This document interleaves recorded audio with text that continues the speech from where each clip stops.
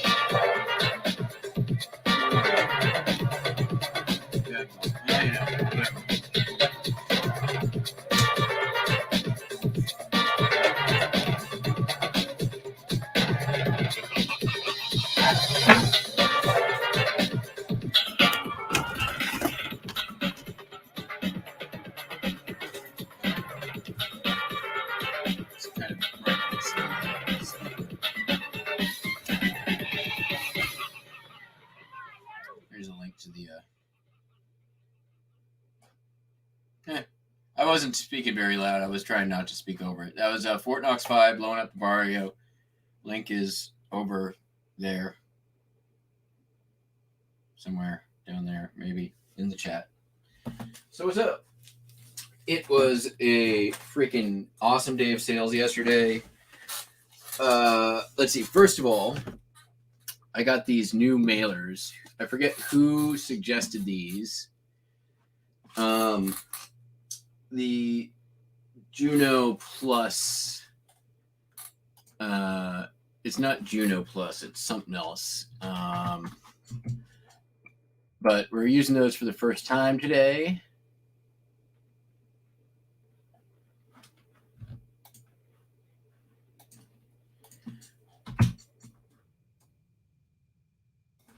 I like them already. They're more rigid than the craft mailers. They're cheaper, and they come in under 2 ounces. So they're also pretty widely available on like Walmart, Target, Amazon. I got mine in like 3 days. They're rigid mailing envelopes, stay flat mailers. Yeah, 2 ounces still. So they're definitely, they're cheaper, better quality. Like it's the trifecta. So I ordered another. There's 400 over here. They are Juvo Plus Incorporated. Juvail is the name of the company. So it's I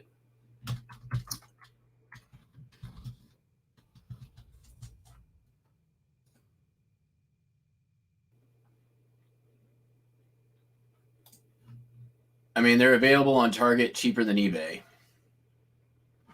$16.99 for 100. So that puts the price for 1,000 at half of what these bad boys are.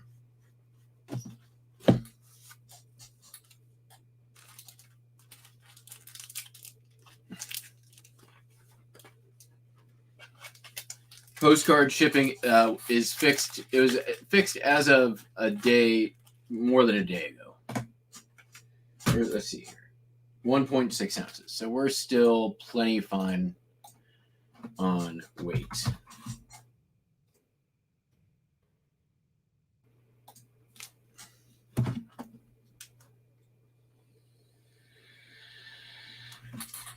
And considering this happened to these other ones, like sold.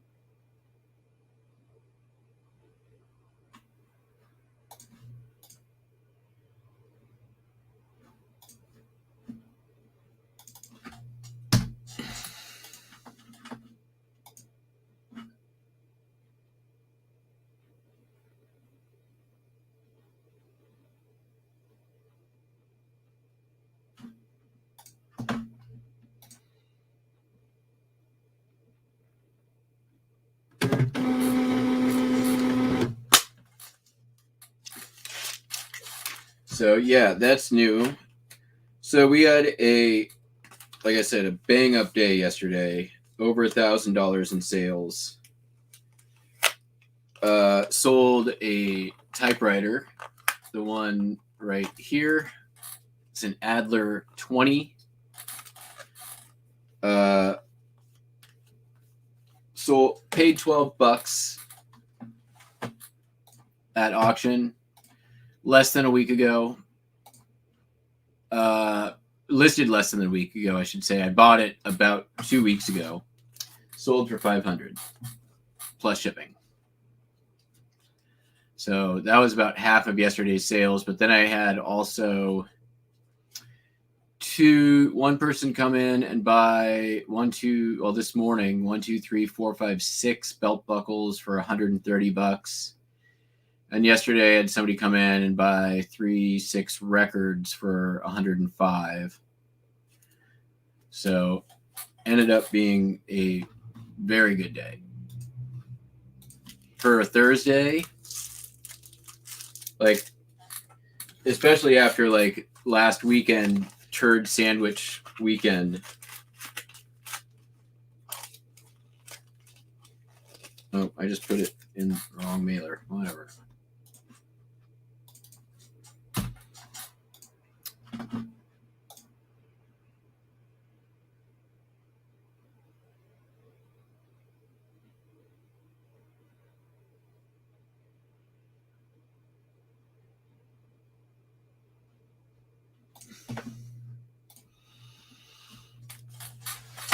So hopefully this is a sign of things to come.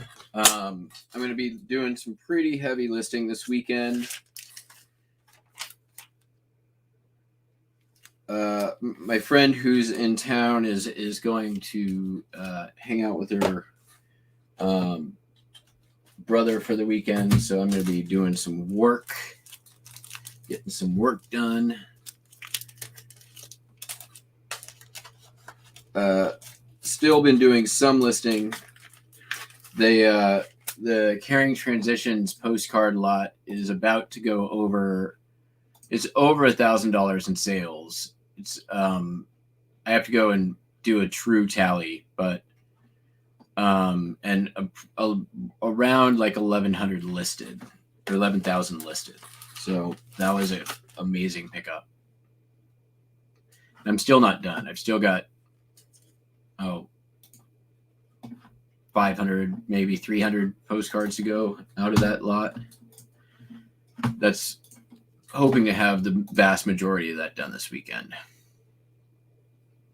Yeah, yesterday was a fantastic day in sales, and we're off to a good start today, honestly.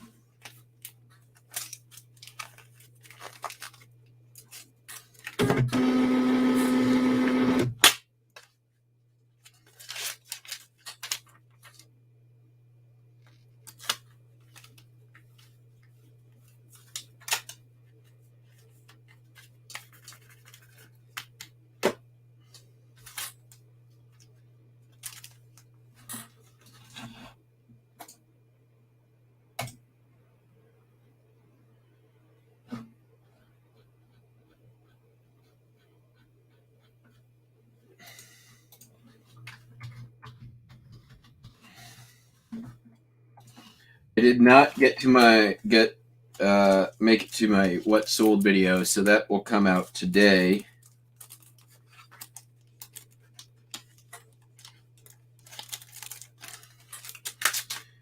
My plan is to hopefully record it immediately after this shipping video and have it drop around 2 o'clock today.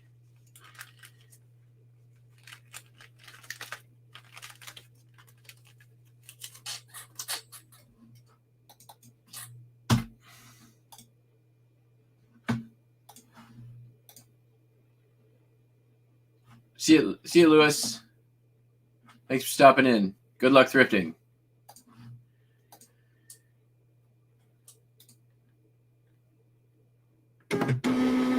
I don't think there's any garage sales today.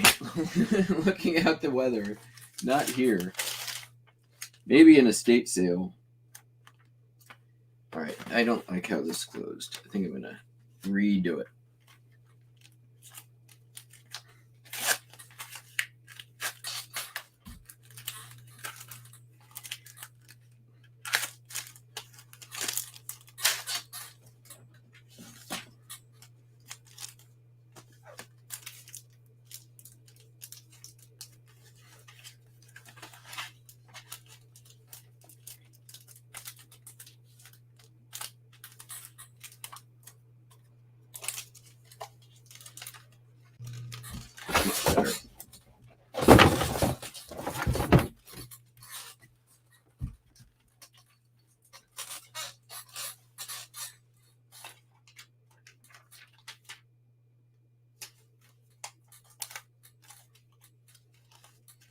So yeah, today's show we might be a little long, but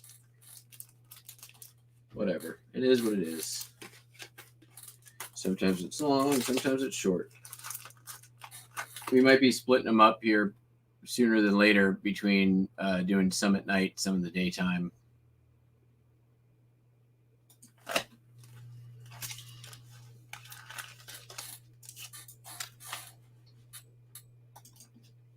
Shorter shows.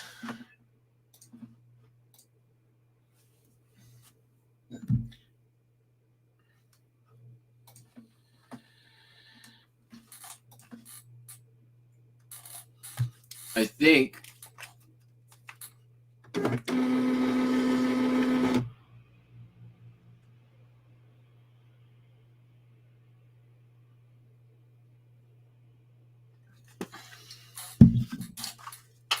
we're getting like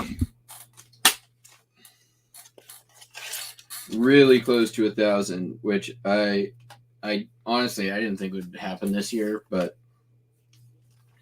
we'll see.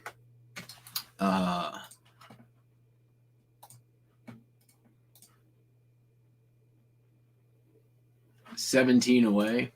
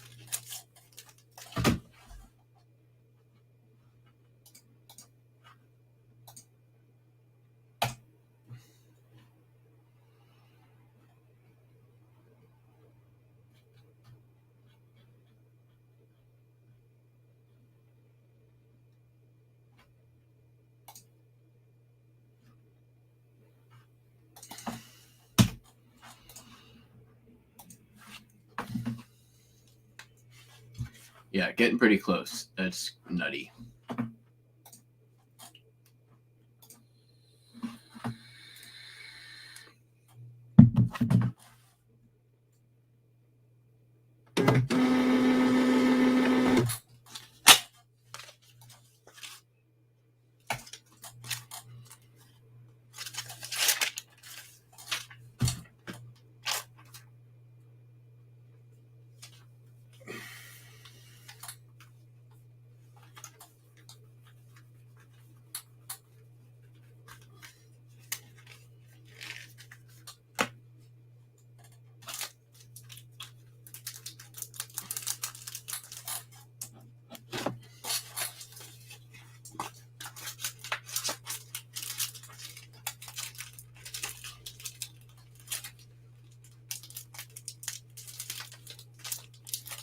Oh, also yesterday I packed up and it's ready to send the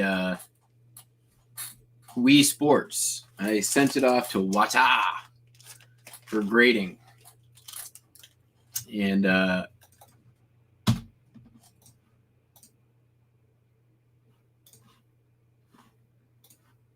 we'll see how that goes.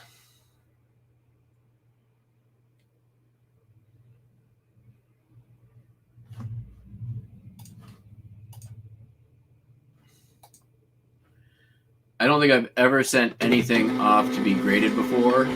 I will say this.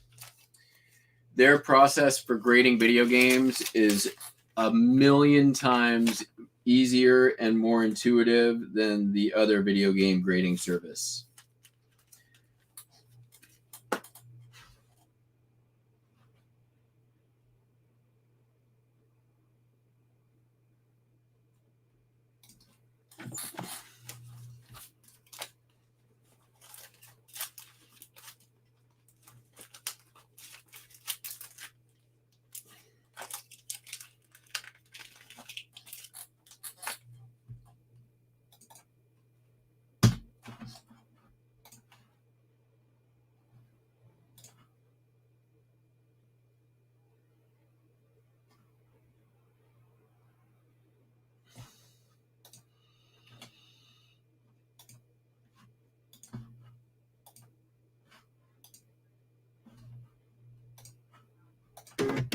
All right, done with postcards. Let's get on to the fun stuff.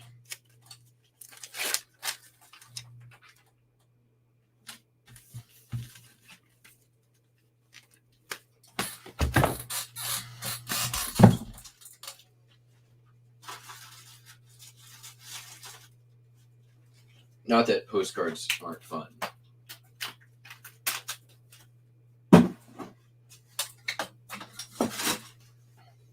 Coffee.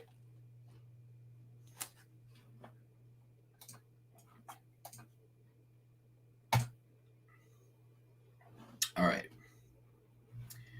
First, I got to call one thing in my Exa store. I need to ship.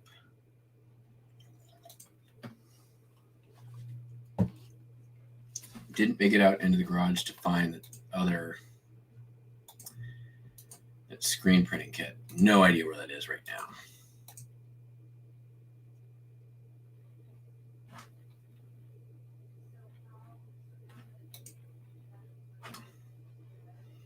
But she did sell. This is cool. I think it's cool. She got a ton of these things. These little advertising recipe booklets from like the 50s and 60s. These do pretty well. We've shipped out a lot of these from here, and she sells them out of her store in California. $14 plus shipping.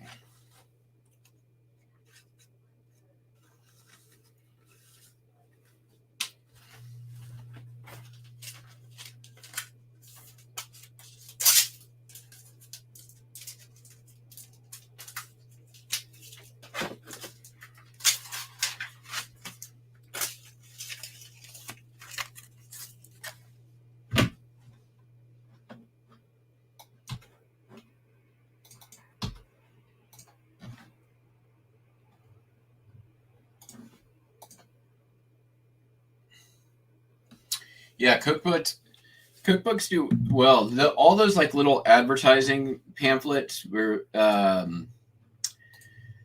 little recipes and stuff in there. Definitely worth picking up.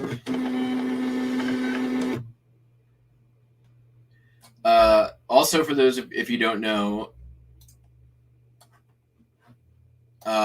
recipe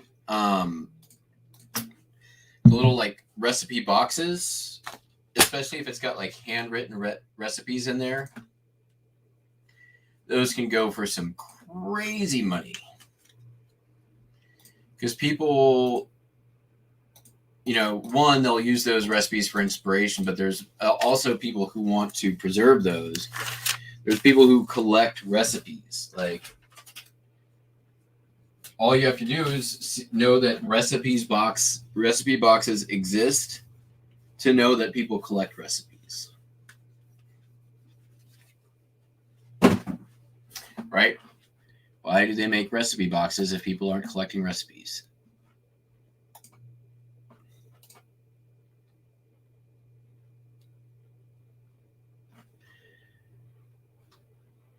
Okie dokie. Next up, sold a single belt buckle. Let me make sure this doesn't get combined with the other guy. No,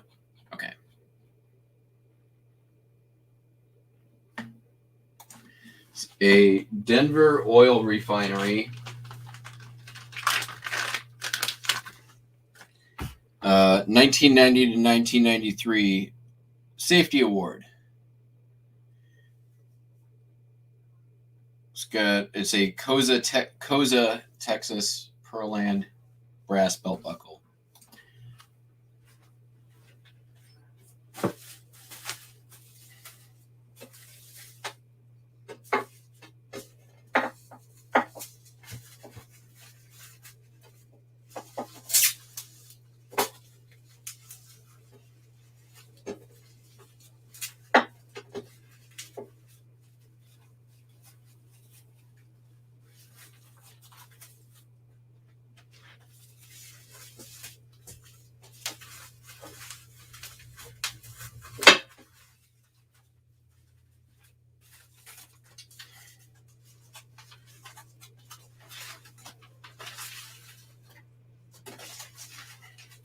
How much it sell for? It sold for $25.95 plus shipping.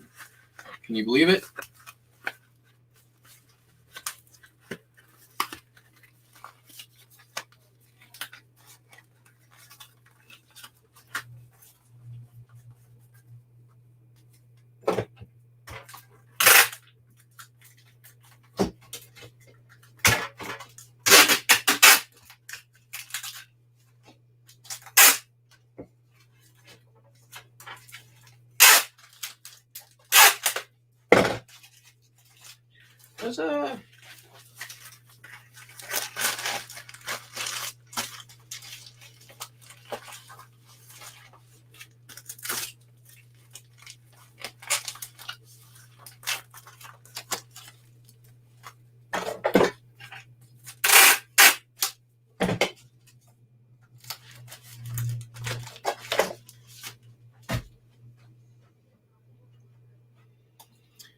And then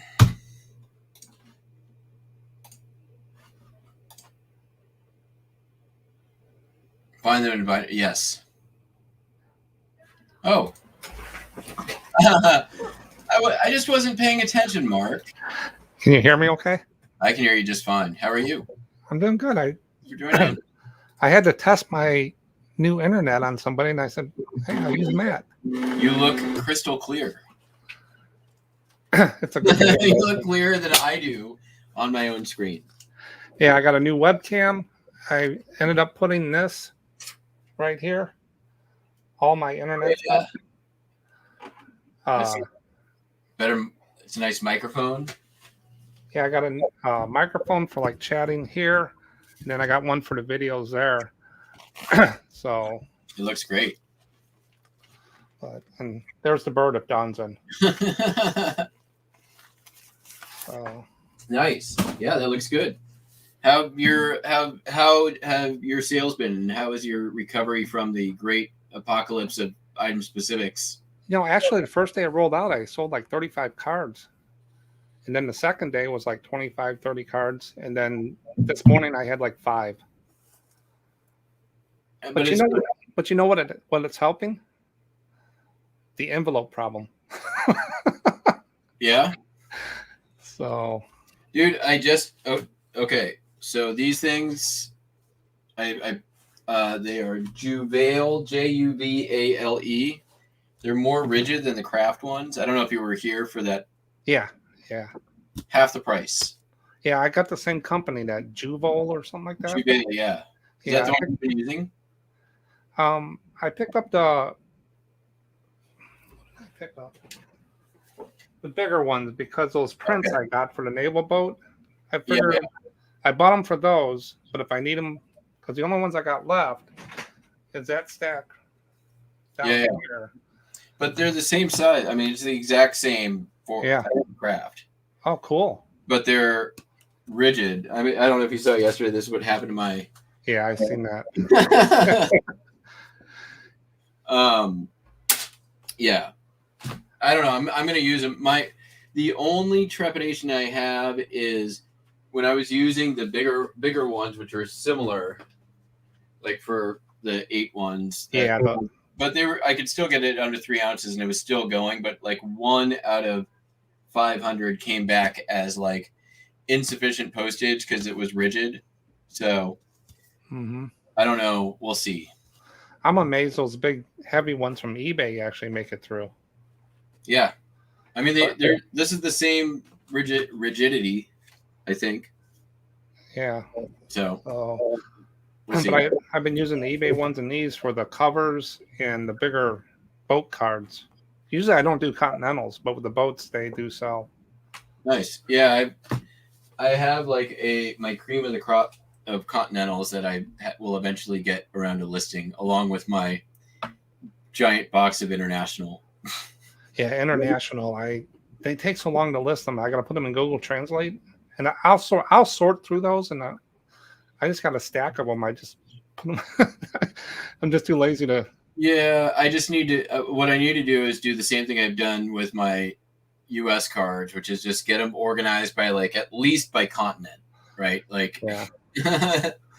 And then I pick all the Mexico out, all the Bermudas, pre-war, nice pictures, and then they just sit because I got so many USA. I just bought 4,000 cards yesterday for less than 10 cents a piece. Nice. Where'd you find them? eBay. Some guy brings them up every so often. They're just his cast-offs, but that's what I sell. Yeah. And then I got this other one here. I think there's 600 in here. Mm-hmm. This is going to be a video. Some people want me to open a box and go through a box. So I'm going to make 3 stacks. A regular sell, special folder, and flea market. Then I'll come up and see what I come up with. So I've been saving this one. Nice. Yeah, I've done a few postcard unboxings now, and hauls. Those are done pretty well. I get a lot. People like to see them. Yeah, they're a longer video because I got to go through. I'm gonna have to go through each one, but that's what they wanted. They said. I said okay. Yeah. And but I worked on a bunch of videos yesterday. I put up the one about the fourth quarter because everybody was asking me. Mm-hmm. And then I did the Maxi one. And then I got a leather postcard. I got a leather postcard coming out next Thursday. Nice. So yeah, those were the first things I listed out of that auction lot that I bought. Was all the leather ones. Yeah, the prices are just all over the board with those things. Yeah. I think I just did like a set. With a couple of exceptions, I think I just put them all at like $20 make offer. But I put them in at first class shipping because I think there's no way that they're going to be thin enough to make it through standard envelope. When I did the research on it, I found out a little bit more. Every time I do a research on these special cards and stuff, they stopped making those, or they banned them at the post office, leather cards, in 1909 because they're getting stuck in the sorting machines. I didn't even know they had sorting machines back then. No, neither did I. And then they started doing them again later on. But if you can find them 1909 or before, that's the early ones, is what I found with the research I did. So I always find something when I do those videos. Yeah. And I got videos lined up for next year, all the way through next year, on different types of cards that I got to go out and research and that I really don't deal with. Yeah. Like maximum cards. That's kind of on the edge of the stamps. What's a maximum card? Well, you need to have 3 things. Well, I don't have one, but they have like this boat. Yeah. One. Then you have to have the stamp of a boat on the front of the card, and then the cancellation or the postmark has to have something to do with the subject as well. Okay. And it's sort of like a first day of issue kind of thing, but not. They do sell them at the post office. Okay. But a lot of European, they started in 1890 to 1900, and I didn't know much about them because they're more kind of on the edge of the stamp, I think. John, Popeye knew about them a little bit, but he doesn't see them as often. And but that's what they're. So one lady asked me about it, and I said, "Yeah, I'll go out and do it." So I did the research, found out what I could, and hopefully some other people will put some more information in the video. Yeah. Okay, I see what we're talking about here. So it's like the subject, postmark, and stamp are all the same like subject. Yeah. The one I show is a moon landing, like Apollo at Cape Kennedy, and the stamp, and then it says moon landing. But I found a lot out there that are not maxi cards that didn't have the 3 things. Interesting. So, but they do take. There's some of them that sold for some good money. So just another thing to be on the lookout for that I really never looked at. Now there's another French word for putting the stamp on the front of the card, cartouche or something like that. Cartouche. Cartouche. That's another way of saying putting the thing. That's what I was confused with until I did the research. So I almost definitely have maximum cards listed that are not listed as maximum cards. Mm-hmm. But for sure. I think there was only, if you do a search on them, I think under 1,000 of them out there on eBay. Yeah, I was just looking at them real quick. They're called maxi cards or maximum cards or maxi postcards. Well, if I just search maximum card or maximum postcard, what you're talking about comes up mostly. And then I'm showing 2,900, but I'm using maximum postcard. So there's going to be whatever, like some, other times that comes in there. Maxi card is another one. Yeah. Maxi Mart card. I should trademark that one. Maximum card postcard. Yeah, maxi card, maxi dash postcard, maximum card. It's some guy named Maxi or Maximum that did this. And roughly around 10% sell through over 90 days. There's a Macau for $155. It's the top dog. Mm-hmm. There's a bunch of Macaus that are apparently the good ones. Taiwan, Albania. Yeah, I went down that rabbit hole when I was doing the research, looking through them all. Yeah, interesting. That's cool. Another card that I looked at, Plastic Chrome, was a company. Oh yeah. This is the same card. Mm-hmm. This is the Plastic Chrome, and then this is this one. It's kind of ugly. So I got a video coming out on Plastic Chrome. It's got a little film. I was taking the film off. I thought it was a sleeve one time, but there's like a little film on the Plastic Chromes. Yep.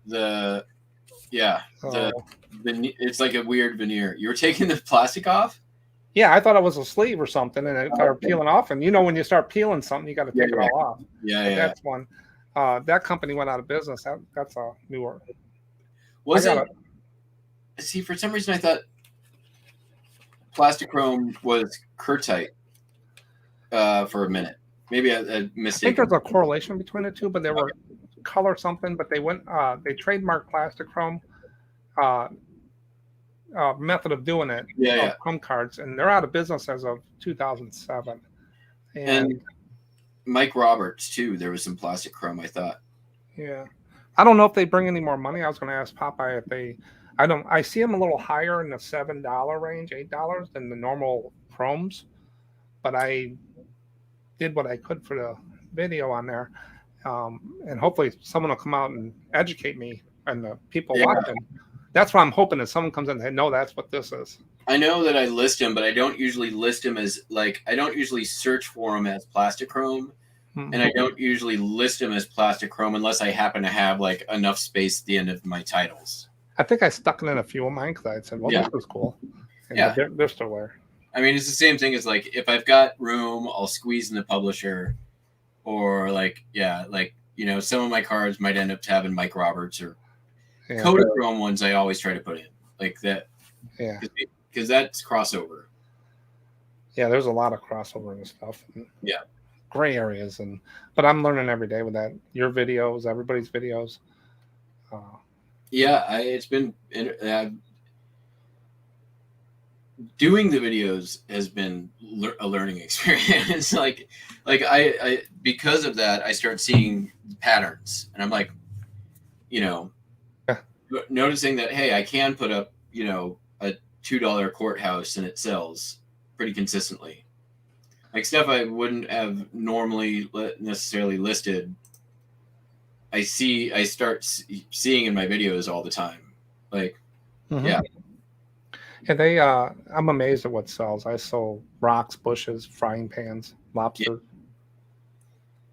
Yeah, like it's weird. I've got my what sold video today. I had one person yesterday actually bought 31 cards. Those are nice, aren't they? That was $100 sale on postcards, and a lot of the stuff was out of that most recent auction lot, and some of the stuff was like they were like the like Dutch comic stuff that is like I call it Dutch racist because there's like they infantilize the speech of Dutch people to like but they like came in and bought like 10 of those, some other like weird random cards, and then like the most random other stuff. Like it didn't even make sense to me. Like, why did you also get this card with this? Like, I think it was a Reno courthouse and like some other thing that was totally out of the blue. Yeah, I have one hunting lodge on the Canadian border somewhere. Anytime I put that up, this guy picks it up. Same with the Mohawk Trail. Some lady just, I get a lot of people say, "Hey, let me know when you put these cards up." And I don't reply anymore. But I used to say, "You need to set up a search on eBay for my store. We put cards up every week, and we have over 25,000 cards." But I have people that'll pick those up. Lemon Lake somewhere. But I had a lady in Switzerland the other day bought 16 cards, oranges. Wow, really? Yeah, and then had another guy bought like 35 cards. They just but 90% of the sales are single cards.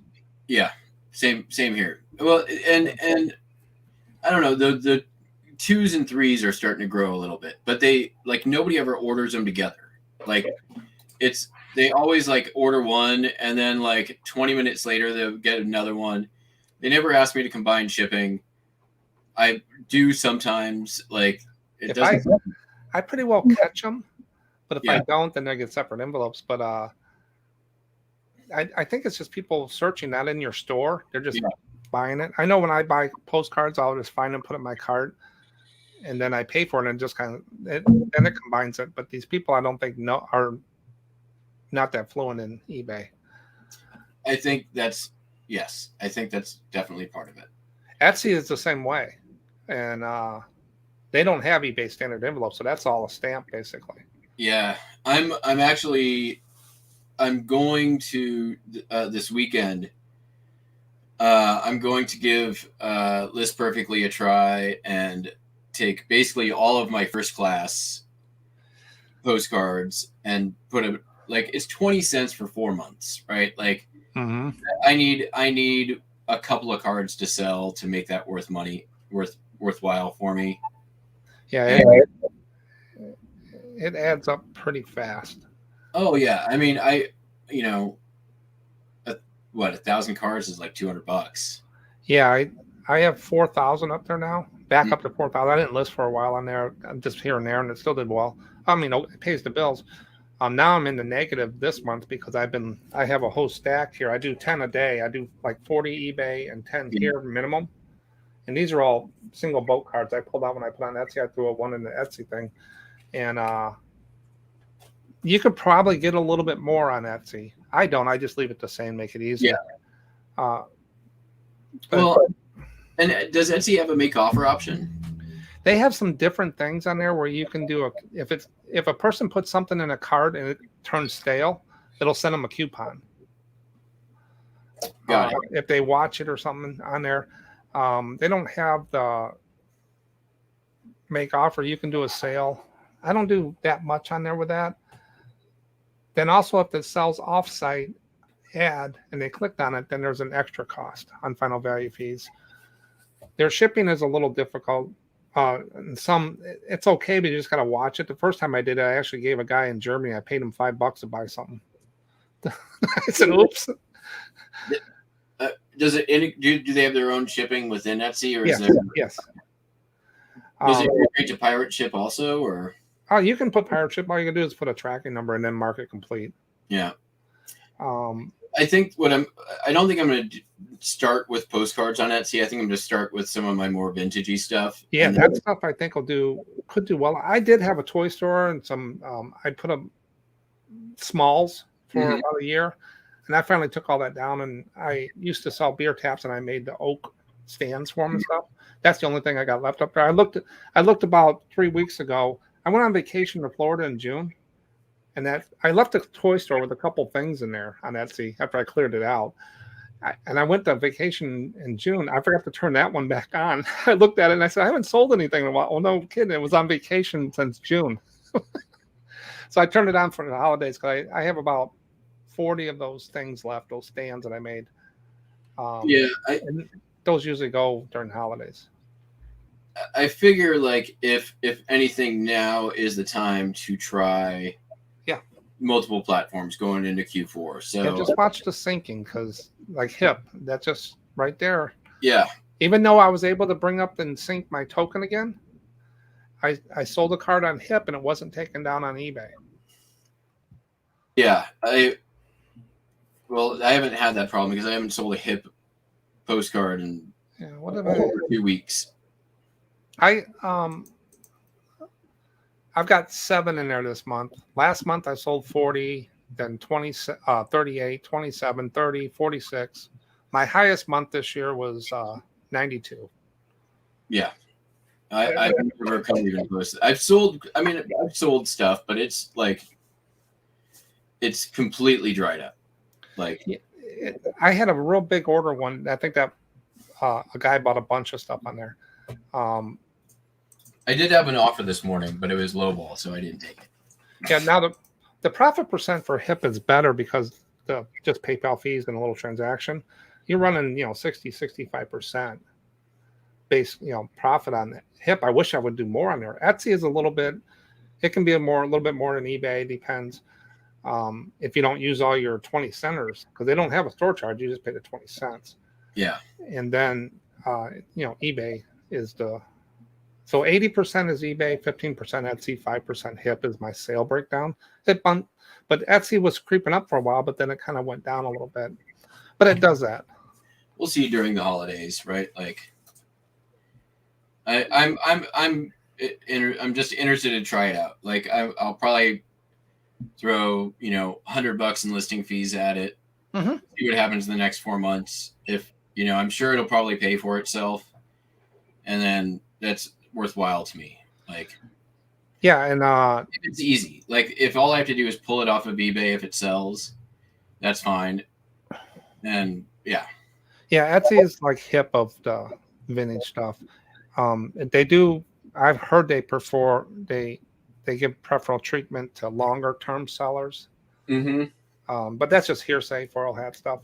I've done. It's paid for itself. Okay. But eBay is one that pays the bills. Yeah. Oh, for sure. Etsy and HIP I use to buy postcards. That's my fun money. And that's kind of like where my angle on it too is like, if I can get a couple of extra revenue streams, that's just like bills and inventory.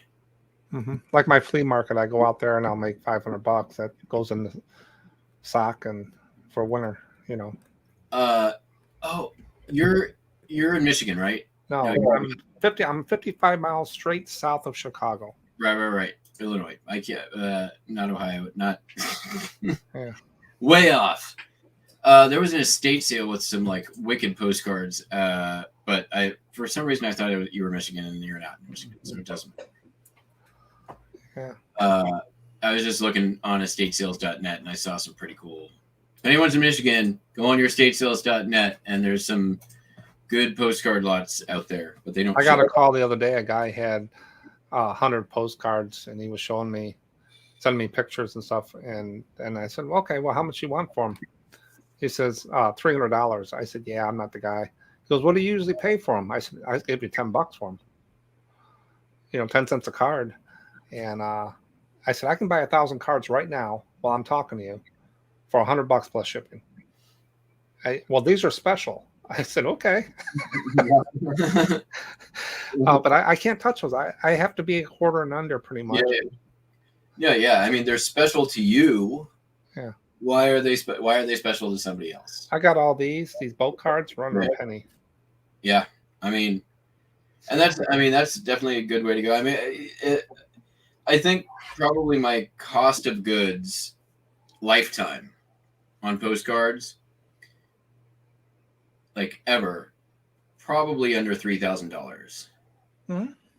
Like almost definitely under $3,000. Like considerably under. I'd be inclined to say probably under $2,000.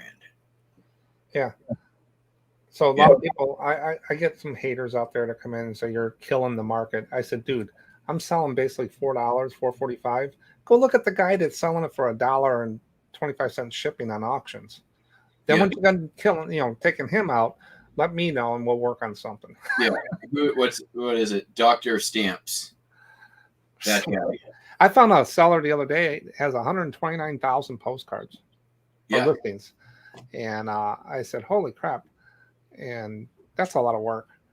Yeah, that's nuts. Morning, Cameron. And these are special rare. Now I'm going to be on Pittsburgh Picker the 26th again. Okay. They had Pete Craigslist Hunter on there last night, and that was a good. I think Cameron was there. That was a good live. I've got a friend in town, so I'm sort of like not consuming media at the moment.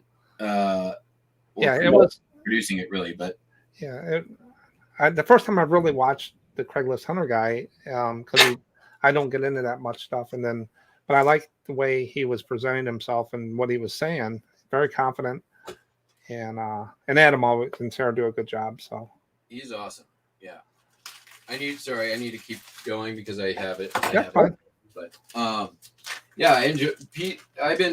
He was one of, I think he was the first YouTube channel that I ever watched for reselling, because it was they talked about him on Scavenger Life, which was like sort of my like entree into, oh my god, this is something that you can just do to make a living, like realizing that was a possibility. They talked about that. They talked about him a lot, and then they went to his store on one of their episodes, and I think he did a episode as well where they showed up, and his model's really interesting. He did an episode where he found postcards too, and he was like, I paid $20 for these, and he's showing it. I'm like, oh man. Now he's about he's on the north side of Chicago. I'm on the south side, so he's about as far north as I am south. So it's about a 2-hour drive, he said. So I'm gonna see if I can hook up with him. I got nothing else to do. Yeah, I'd love to go to his store sometime. I think that'd be cool. Yeah, me and my wife just retired, and I'm retired, so we go do things. She buys the keep. She buys. Her and my fellow buy the antique stuff. I just toys and postcards. Does she sell as well, or? She'll sell some things, but our house, she decorates things and signs, and she likes little miniature stuff. Mm-hmm. And she's got an eye for that. And but she'll come out to the flea market and bring her stuff, and she'll help her dad and me.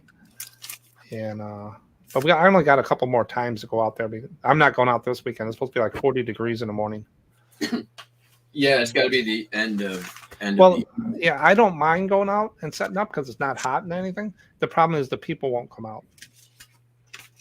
Yeah, it's I mean, it's who wants to go sit out in the cold and not sell anything?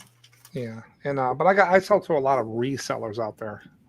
I have 8 boxes in the garage worth about $800 for a toy store in the port.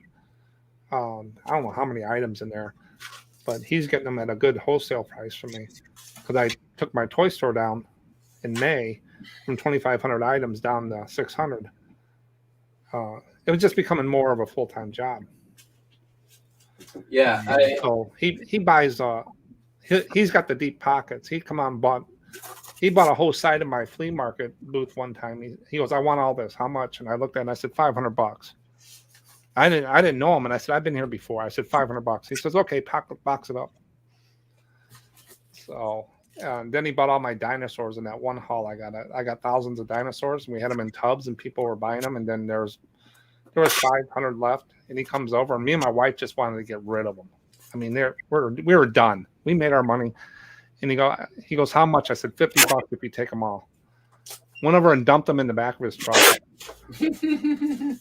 But we were out of the dinosaur business.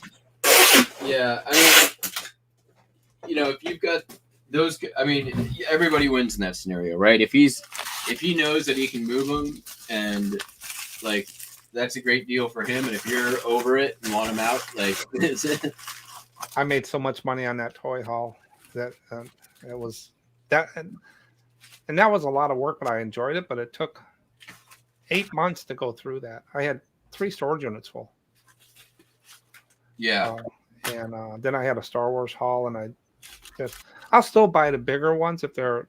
I'm looking for more cleaner stuff. I don't have to clean up or Multi-quantity, like easy lift, multi-quantity. like this right here. Like this right here. This is from my distributor, John Wick. Thing. Yeah. I pay a little bit more than I would if I found it at on there for the shipping and stuff, but it's brand new. I get like 6 to a case, 1 listing, 2, 3 pictures, and I put it away. It's case fresh. And so I got a whole bunch of orders. And the funny thing with that distributor, last year I ordered like $10,000 of stuff for fourth quarter and stuff. I didn't get it until March afterwards. So this year, Taylor, my account manager, called and said, "Hey, Mark, you didn't put any orders in. Are you okay?" And I said, "You can't get it to me." Well, we're having a little problem. So I went in and I bought like $300 worth of stuff they said they had in stock. Mm-hmm. That was a month and a half ago. Still ain't got it.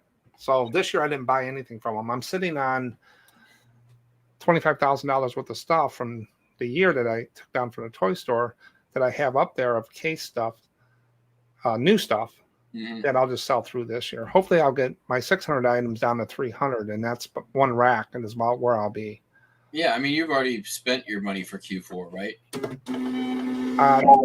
Pretty much. I'm not the toy store. I'm starting to bring it down, and I'm hopefully we'll get it down to, 200 items, and then just do the new stuff and stuff I find here and there.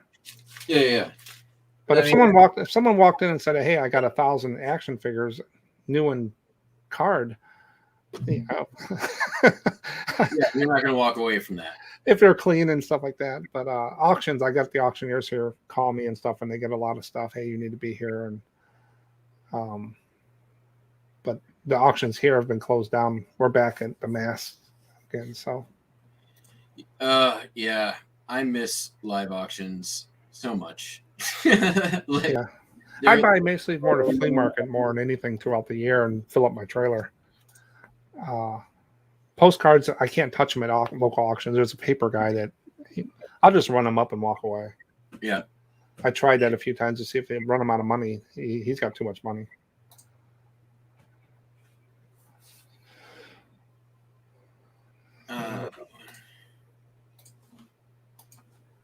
One moment here.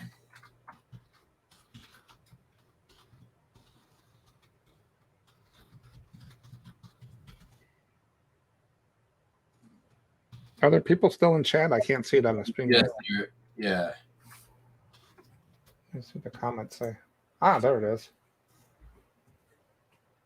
There we go. Marcus paid. There we go.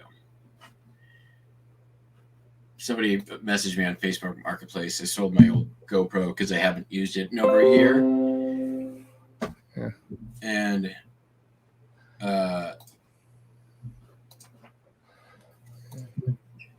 yeah, Carl, the huge lots, what I try to do an action figure, when I buy action figures, I have to be at $4 to $6 because they sell between $12.50, $14.50, and then $19.50, or the good ones, you got to research, but I try to get them for $4 to $5. And but I'll walk in and I'll count up real quick. Okay, there's 1,000 here. I throw a number out there, we go back and forth. But a lot of times they just want to get rid of it. And the fish tanks, Carl, there's 7 tanks in that room, and they're built. And a lot of people thinks it's a green screen. I can't. I was going to bring the bird on a green screen thing, and I'm sitting there. I can't use my bird. He's green. So I got to get a blue screen. But a lot of people like the fish tanks, and that's my other hobby. I spend more time feeding them than cleaning them. It takes me about an hour to do a water change, and then about twice a month I'll get the algae out, and then I'll do the filters and rinse them. And I have one upstairs too, a 55. There's 355s, a 65, and 330s. I can't maintain plants, so yeah, we have one in the house, and that's the only one that's lived so far. I'm not. Yeah, I do. I there's no way I'm gonna fish are gonna survive in my care if I can't keep a house plant alive.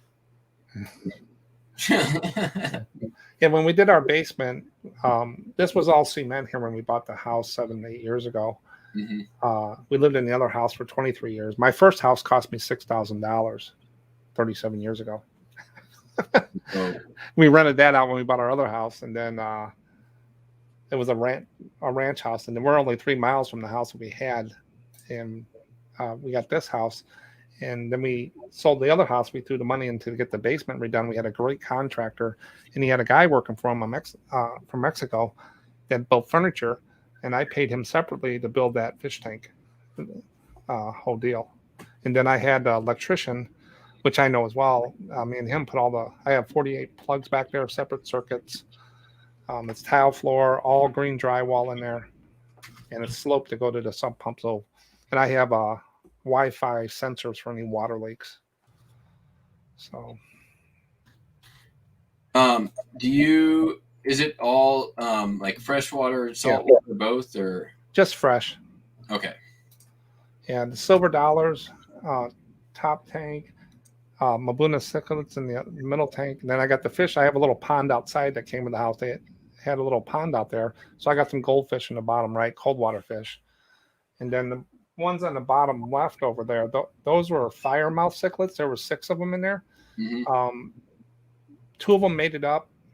They killed the other ones, and then the mother ate all the babies except one and killed the father.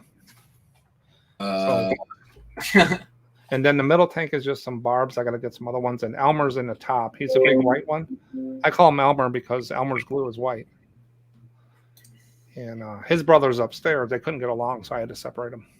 He's in a tank by himself with a couple catfish because he'll just beat the hell out of everybody. So there he is right now walking around. He's a pink kisser around me.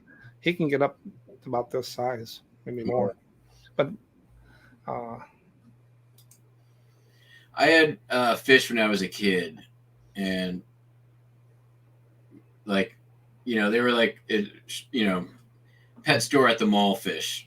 Yeah, I don't have too much of a humidity problem in the basement because there's lids on them. I don't get much evaporation. If you don't have lids on the tanks, then you'll lose a little bit more. But I do have a humidity fan, which is a bathroom fan, in there that will turn on and help get some of that out of there. Sorry, you'll excuse me. I'm doing my best to split my attention. But as you know, I'm just amazed you gave me the attention you did. There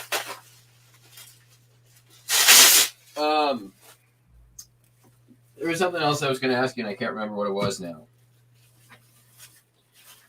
I remember now. I know you focused mainly historically on toys and then postcards.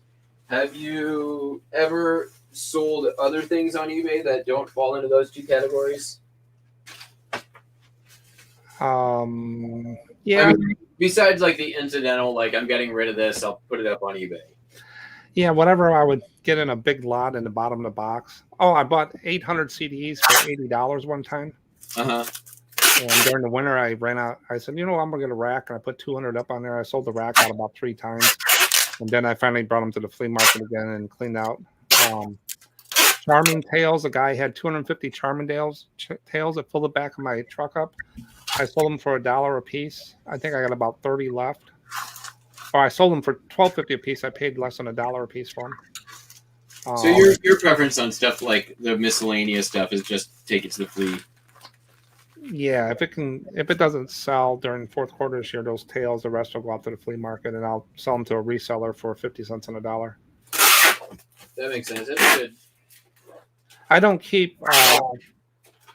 I used to have a storage unit with a 15 by 20 that held 2,500 items. It's all closed down now. I sold all the racks, sold a lot of the inventory to some people I knew, and the rest I brought to the flea market, dollar days, get rid of it, and then the other guy will buy the rest.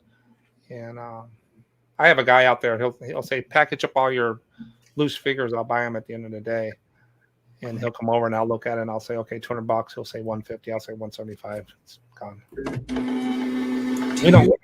We don't keep stuff laying around here.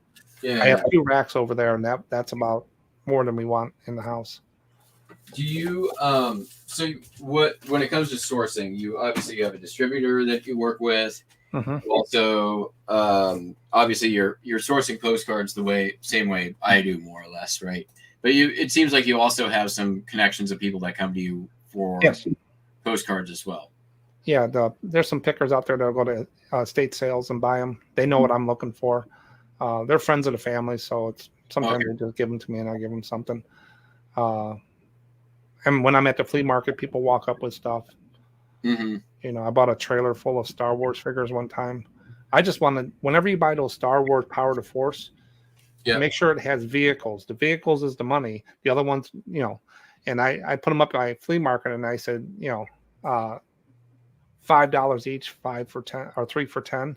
Mm-hmm. This guy come over and filled the box up, took them all. So I had them less than a week, and I sold all the other stuff online. But the sourcing, we'll go around the antique stores, we'll go to different places, auctions, but we don't spend. You know, I went around some garage sales at one time and picked up some stuff. That's just not me. I like yard sales. I like garage sales. I like estate sales. I found a flea market finally that's not 4 hours away from me. So I'm gonna go check it out. I think tomorrow. Which I'm excited about. Like I didn't know it existed. So I'm gonna go check that out. I'm probably go back there. It's only 2 weekends left this year, but it's good to know for next year too, for selling and for buying. No idea what I'm gonna find out there, but yeah, I got a trailer. I keep everything in it out there, but I do pretty good out there. I rent a spot for $60 a year. I have to be in by 7, or they give away, and that's just convenience for me and my father-in-law. And then I pay 20 on Sunday to sell, so I got $30 in a day. Nice. So, but all my inventory basically for postcards is right there. Yep. That's I keep everything. The red boxes over there are the larger cards or the covers. Mm-hmm. And but we had to put the extra shelves in, and that's where I watch you half the time. And that's your 70,000. Like that includes all your multi. That's every postcard I got. And then the photo station, then a shipping station. So everything is right here. Yep. I did have that other table I had to take out because I needed the shelves. How much do you have in backstock? That's everything you see is right there. You have boxes and What I don't have listed from the postcards, probably about 15,000 cards. Okay. There's half of those are scanned up and ready to go. The other ones are those prints. I got these things. So this club that I bought them from would print out these postcards. They're all the same, and they're lighter cardstock, and they're a little bit bigger than Continentals, a little bit smaller than 5x7. They don't scan well, so my scanner doesn't have a border like yours, so I have to put them on a backing. So I'm saving these for last. Like there's 4 here. Mm-hmm. You know, I think they're what they're called postcard prints is what I'm going to call them, and I'll have to put a different. You put it in on the licensed reproduction item specific. I'm fine there. Yeah, they own the copyright, all that. I'm fine with them. Yeah. I actually have the negatives and I have the drives, and they're out of the business of selling postcards and covers. Oh. And the lady is really cool I bought it from. I've corresponded with her. She told me about the patch up there and how this all came about. But I probably have 25, 30,000 of these. Damn. Yeah. So just like these covers, 445, and I got 300 up, and I probably have 2,000 of these. I've never really had much luck with first day cover stuff. These are those boat ones. That's why they're yeah. So, but once I get them scanned in and everything, I'll have a stack here like 300. It'll just take 2 days to put them in because they're all, but it's a little bit more work than. Then I have that whole box of RPPCs and photos of ships. That's about a $10,000 to $15,000 box. Yeah, damn. But I'm not there yet. That's winter work. I'm trying to get. I got all the chromes done. Pretty much. I work the exact opposite way. I would be straight into those real photos. Like yeah. I'm like I know that like the first 5 of those are gonna pay for everything. Like I mean with the auction lot that I picked up, I did the leather ones first just because they were like kind of a pain in the ass to do. And so I just wanted those out of the way, and then I went straight into the real photos. And sure enough, like the first like 3 cards paid for everything, and then I'm like, now I've just been going through all the like the rest. Yeah. There were no chromes in that collection. There was only maybe there was 1 chrome, I think maybe 10 linens, and everything else was white border and before. So, but like you said and I said, doing postcards, everybody has their own way to do it. They just got to find how it works with them. Yeah. And once you get a system, once they put up their first 1,000 cards, they know what they need to do and what works for them. It becomes a lot easier. And then you're just sort of like refining and fine tuning and tweaking from there. Yeah. My thing is quantity and volume and easy. Yeah. I'm usually done by about this time every morning with anything I have to do. And stuff. But I don't have the pressure of doing this for a living as much, and I don't have a full-time job. So. Oh yeah, I mean postcards take no time to get shipped out. So. It just if you do a bunch of cards and list them, your mind's mush after a while. It's like okay. I don't know. It's an ADHD thing that you can just like sit and like hyper focus. Yeah. And just do that one thing. If you have an endpoint that you know you're trying to get to, then it's just like your horse blinders and you're going for it. Yeah. But you can't do it every single day. Like if you do it like even a couple days in a row, you're mush. But, yeah, I keep track on a spreadsheet. I always want to have a 35 to 40 card gain to what I sell and what I had the month before. And if I can keep that 35 to 40, then I can skip a day or whatever. I always look at the end of the month.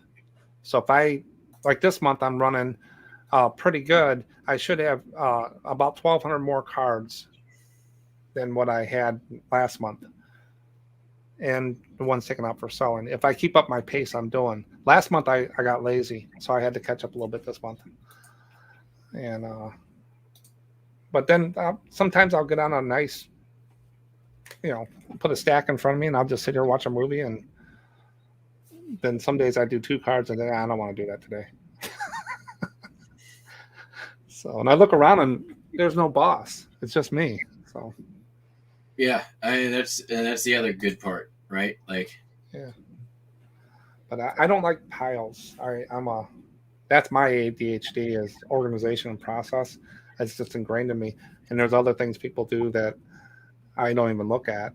Everybody has their own little way of doing it. And even on the videos, I try to tell people, don't do it. Just because I'm saying this doesn't mean you have to do it. Yeah. This is how I do it. If you can pick one piece out of this, that's what I did. I went around and picked all the pieces I needed. Postcards, there wasn't a lot of stuff.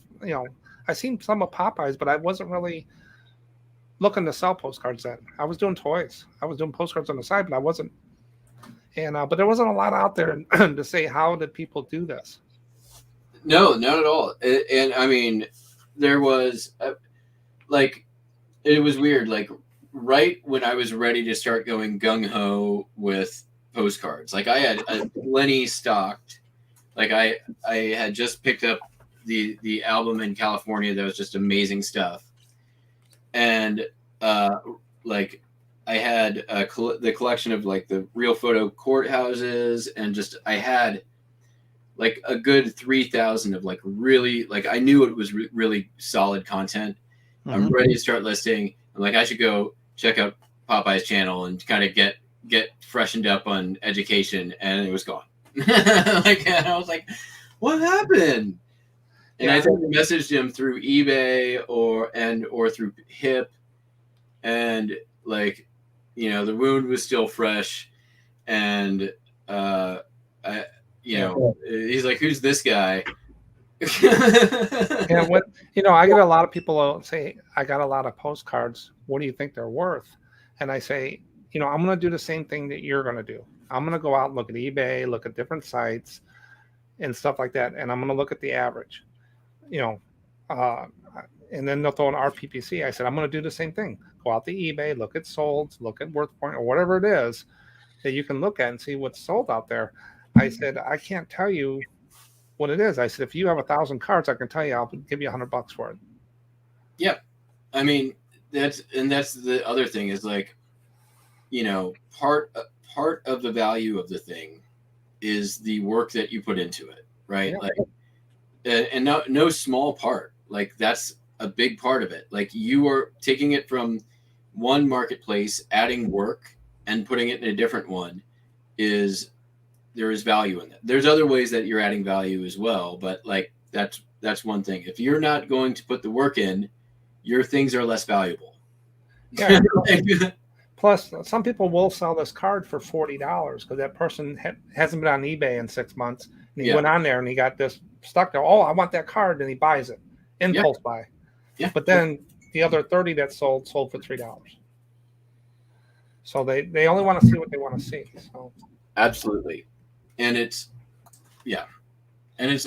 all subjective. And I'm not trying. So if I have 1,000 postcards in their Chrome, and I know they're just standard average cards, they're going to sell between $3 and $6. I put them at $4.45. I lose on some, I gain on some, and I get the average. Now, as I list, if I see a card that's special, I put it to the side, move it to my special folder. Then I'll sit down one night and do the research or whatever and come up and see if there's any extra dollars in there. But I don't try to get the last dime out of every card. Otherwise, I'd have 2 cards listed.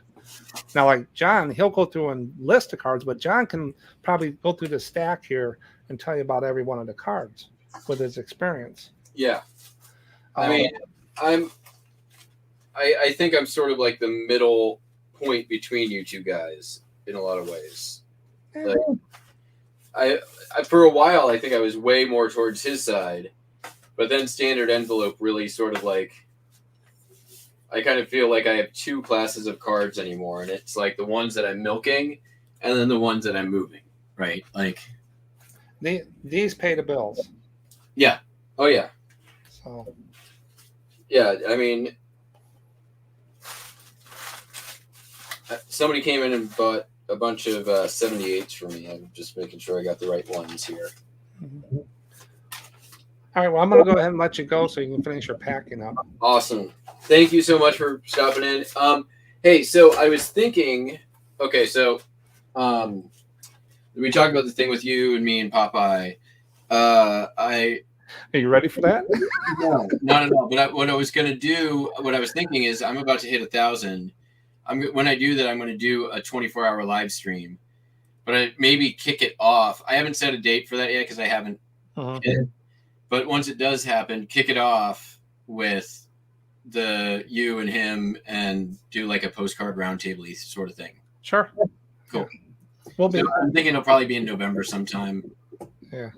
Catch them on a good day when eBay does something wrong. Oh yeah. It'll go viral. Yeah, absolutely. And if he's listening right now. The other day it was classic. I enjoyed it. Watching on a replay. Yeah. We'll ask him in the morning, which site are you listing on today? This week he's on. This week he's not listening. He's wore out. He said. Yeah, if he says eBay, we postpone. If he says any other site, we know. Let's go.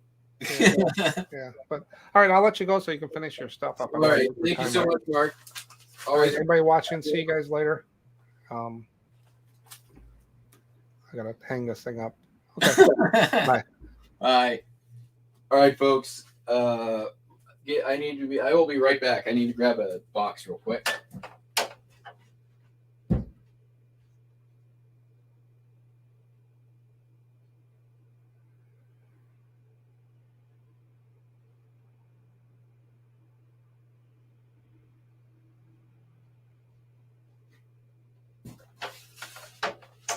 I had a customer come in and buy a number of 78 RPM records from me. So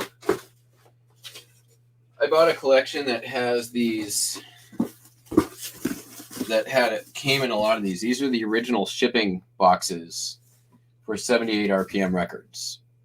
So this one's for RCA Victor, obviously. They are super sturdy, double walled, like old school.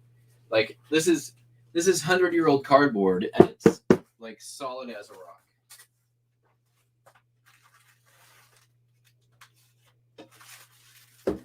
So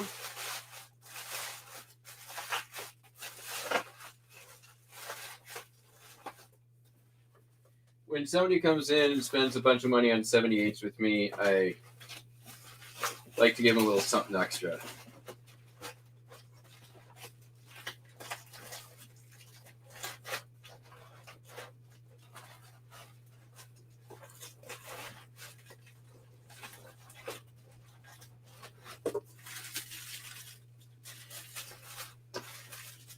Yeah, look at this. This is just a little bit smaller, but.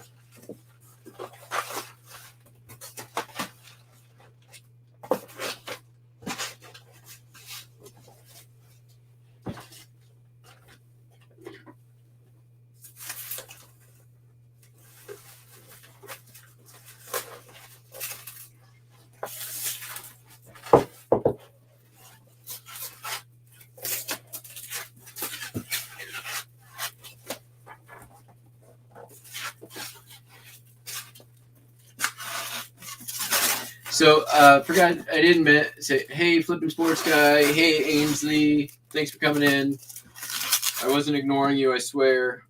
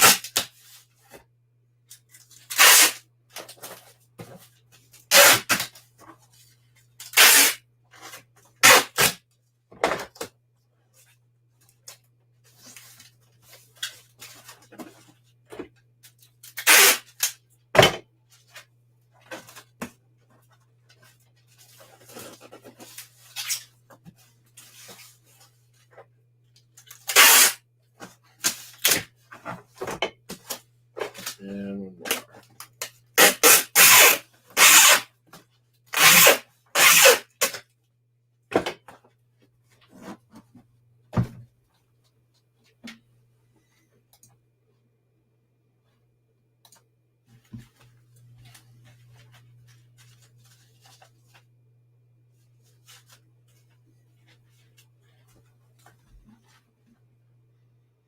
So that was a $105 sale for 6 records.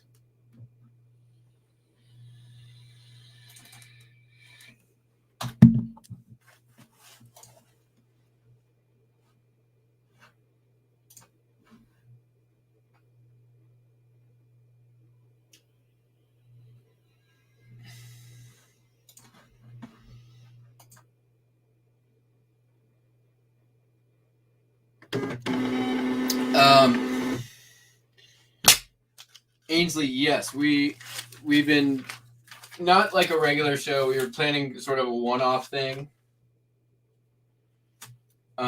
Just trying to coordinate a time and for everybody to do it.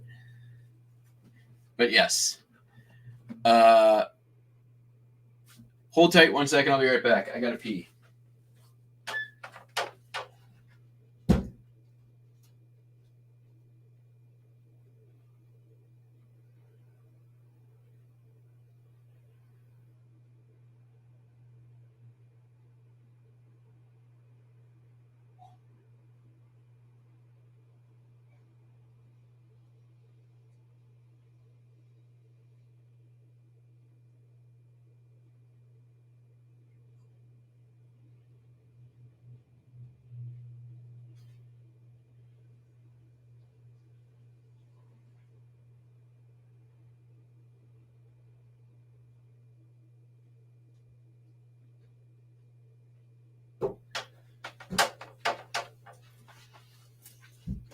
All right, next up, Maxwell touring car, Texaco, blah, blah, blah. Been in the store a very long time. Glad, in fact, very much glad to see it go. What did I sell it for?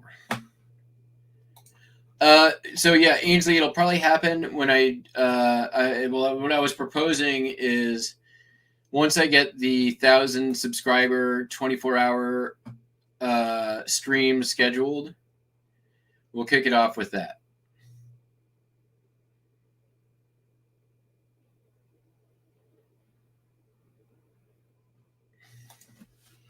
Can this go first class? No.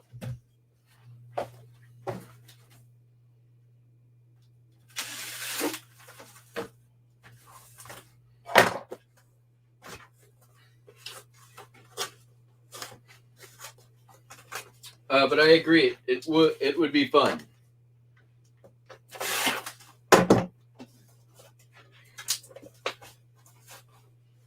Maybe get the auction professor in there as well and have him duke it out with Popeye.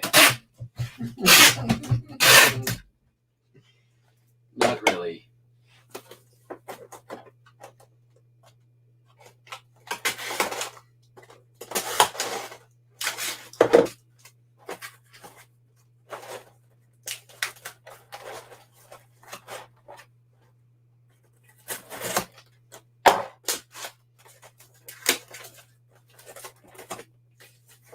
That's the shit disturber part of me. Can't resist. All right.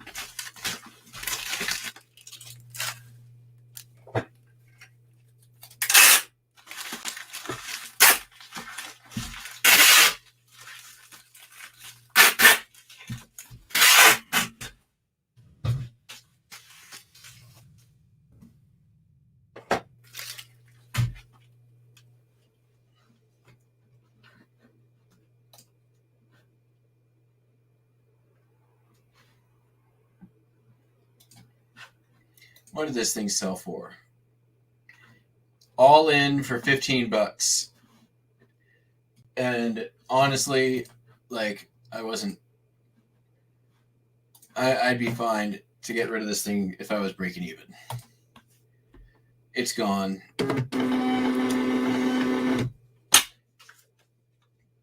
Whatever the opposite of a bolo is, most Texaco, diecast, whatever, is that. All right. Next, sold some records.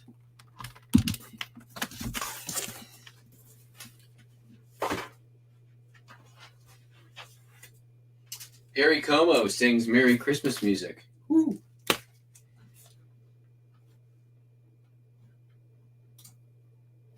Very interesting, Perry Como.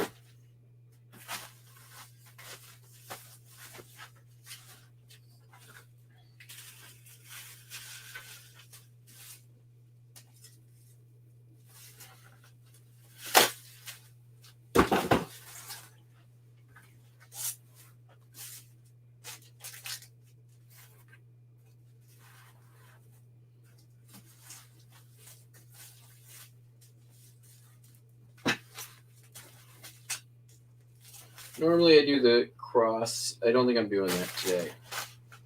I'm a little low on bubble wrap.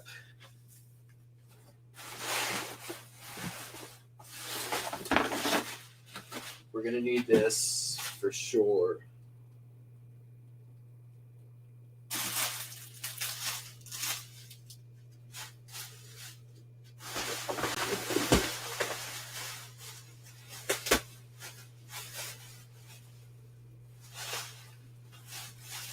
We are air jacket rich, however.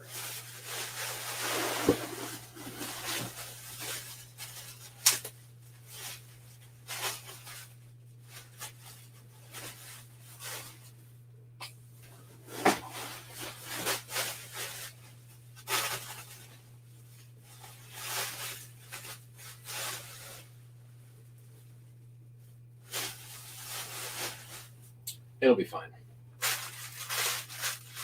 I'm not going to use that. Let's do that. That's good. It's like padding.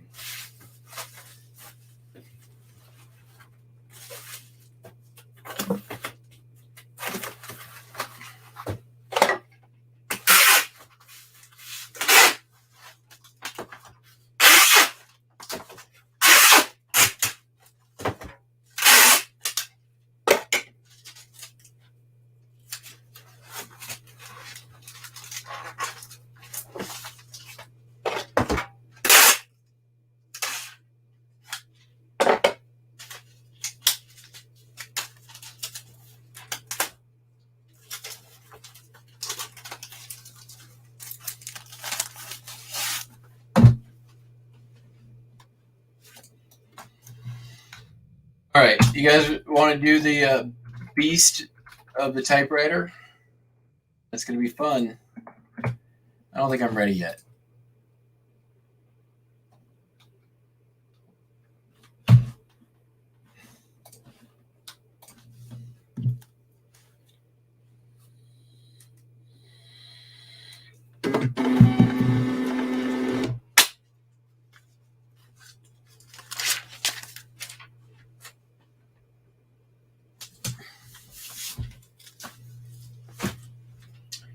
Christmas albums.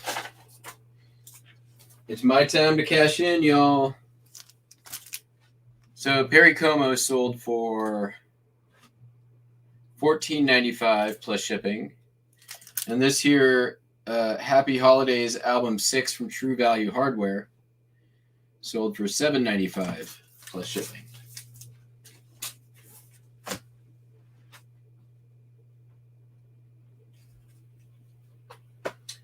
And here's an interesting idea.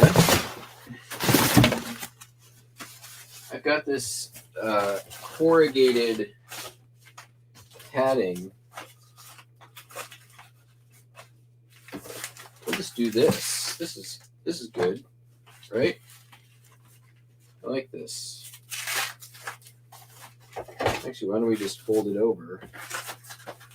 Like so.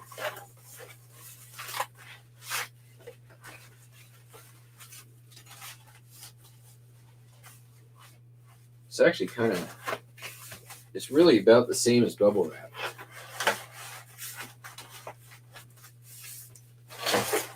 A little bit heavier, but it's medium well, so what do I care?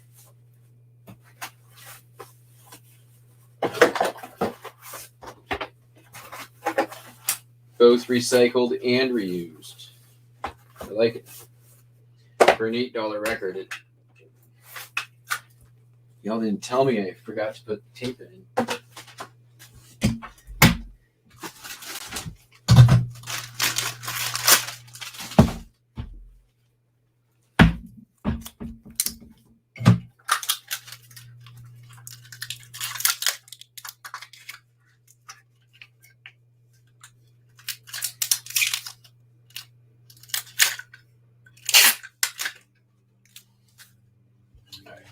Do again.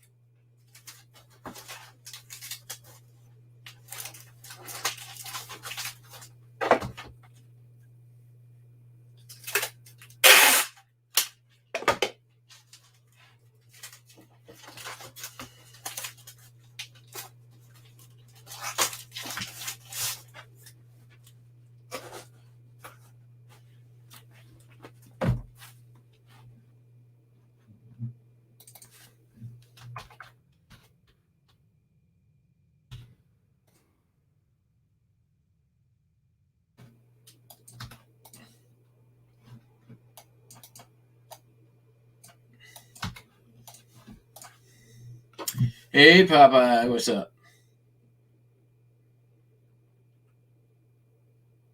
With subpar postcards, and in 2.5 months, and the other one with the good show stock. Hey, what was the offer? Oh yeah, $500. Well, they came in at they offered 400. I countered at 6, and then they countered at 5, and I took it.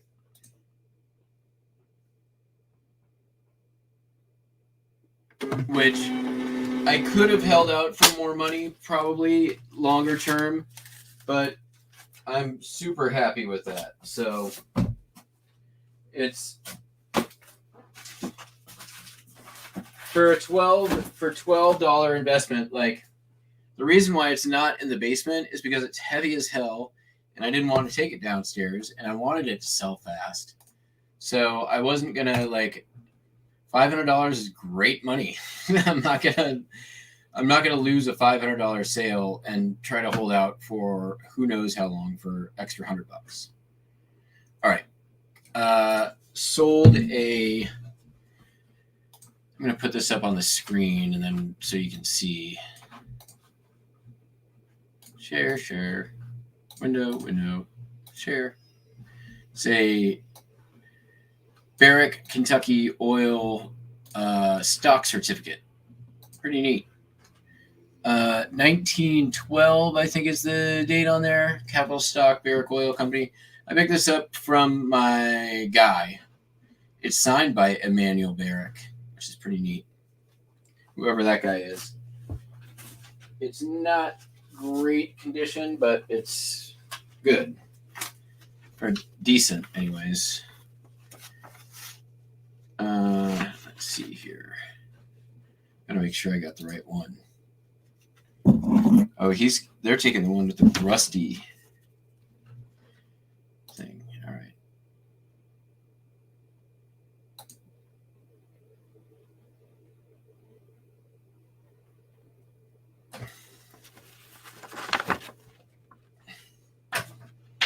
The other one's in a little bit better condition. But I think that's neat. What did it sell for? $24.95 plus shipping.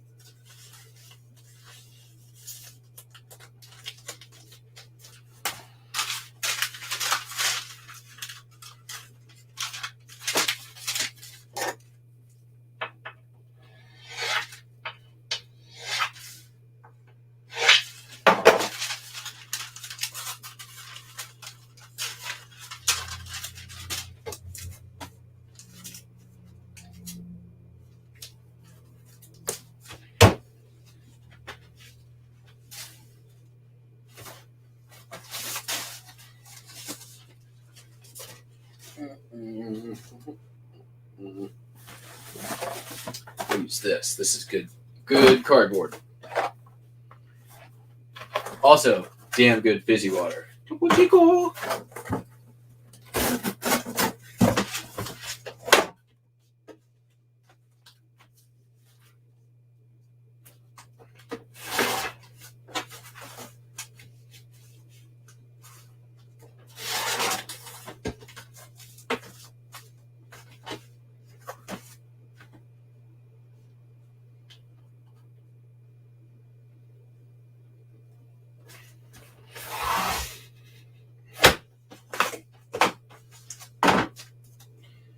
Actually, what I want to do here.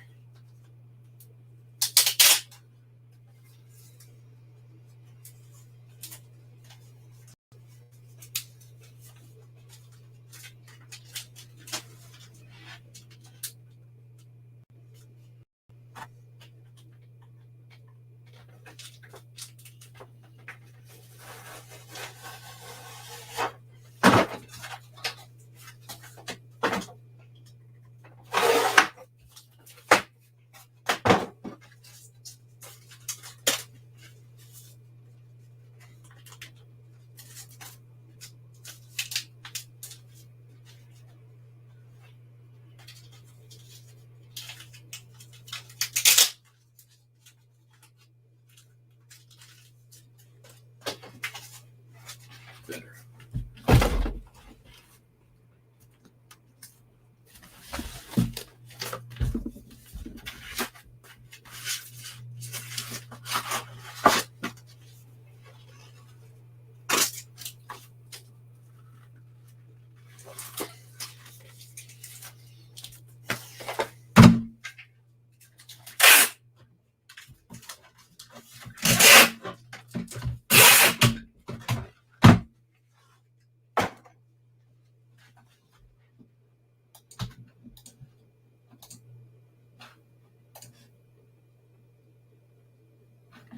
Yeah, exactly.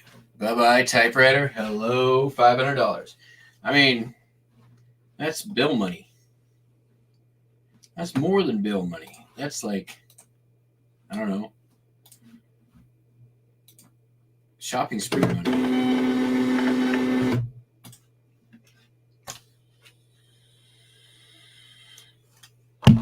All right. One more item that's got to go out today with USPS. But first, I'm going to get this stuff just out. So, un momento. Let's get this cleaned up.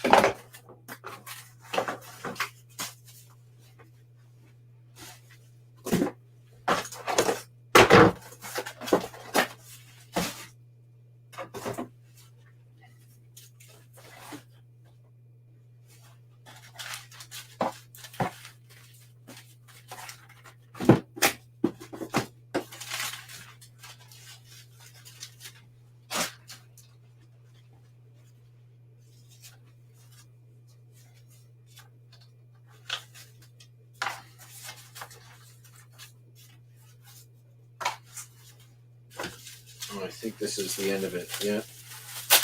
So what we're going to do...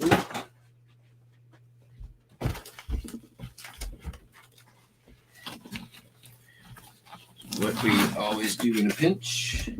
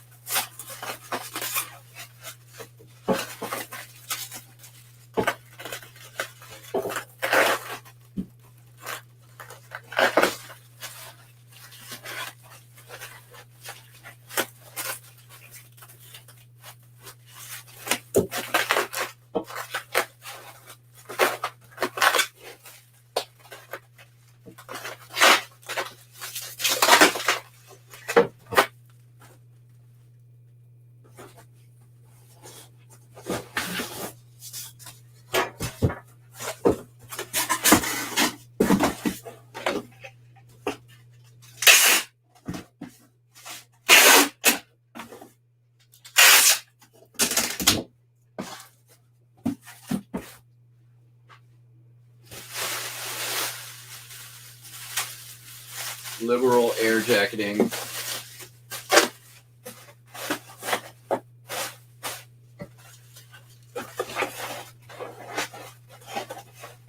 Maybe not quite so liberal.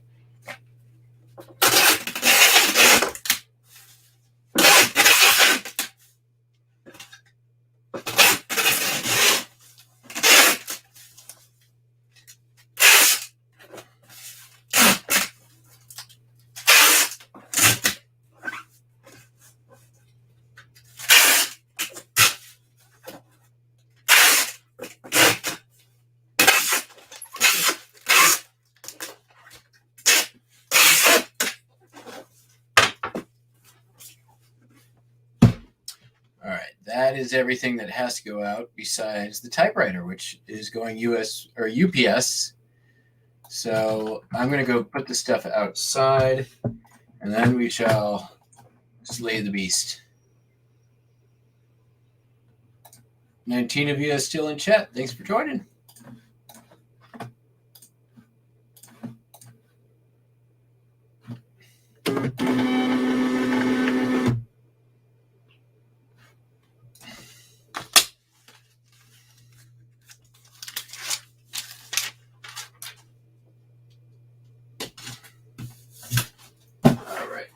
Be right back.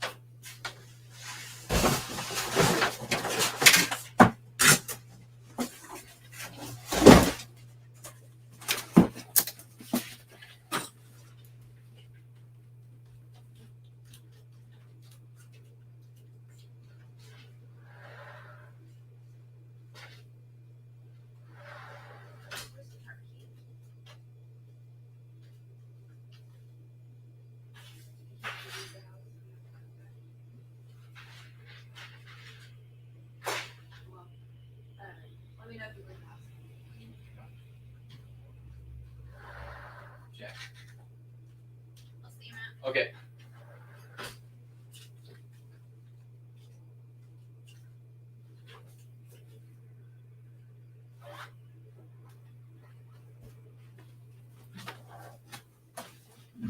Alrighty.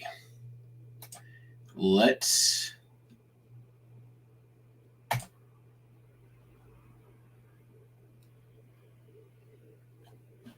ship this beast. All right. It is heavy.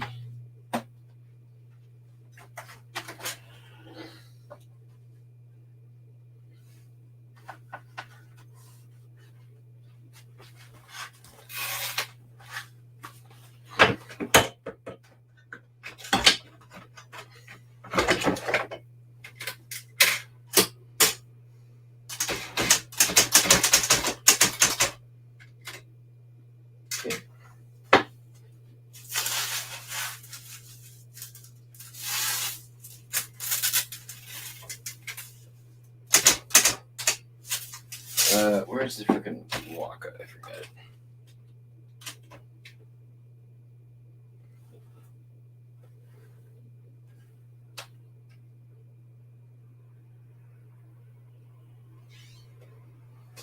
Yeah, be fine. Just lock her down.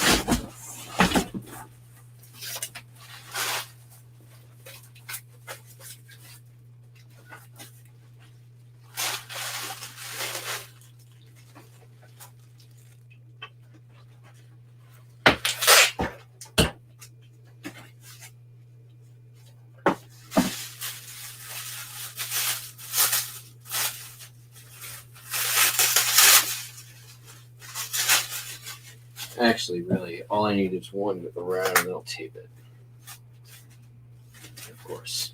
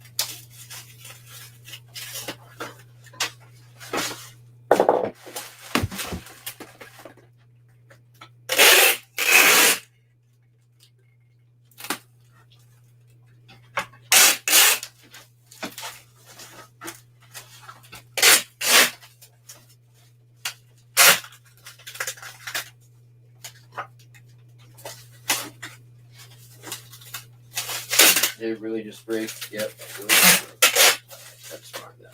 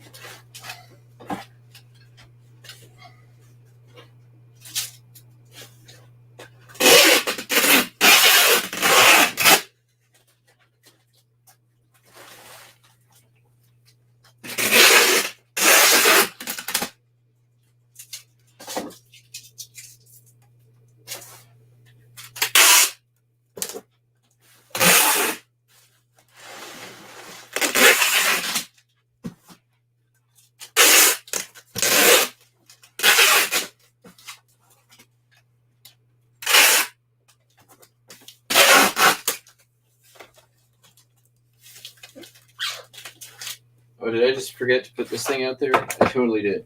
Be right back.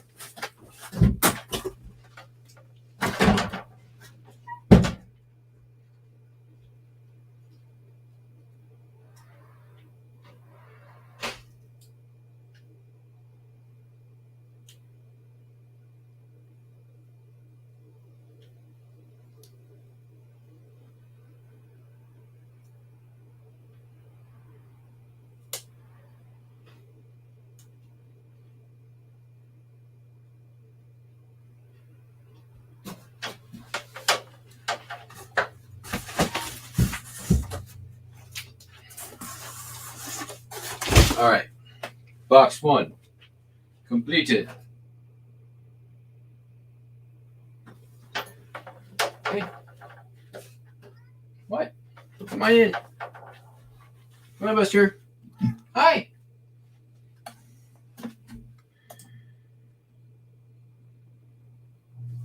Oh yeah, it's only 2 hours in, and we had Mark came on a minute ago, and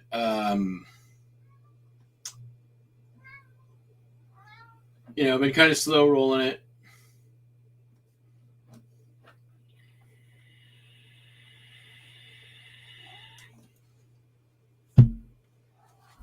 Hey.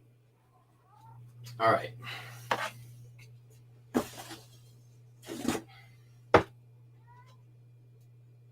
That might just fit.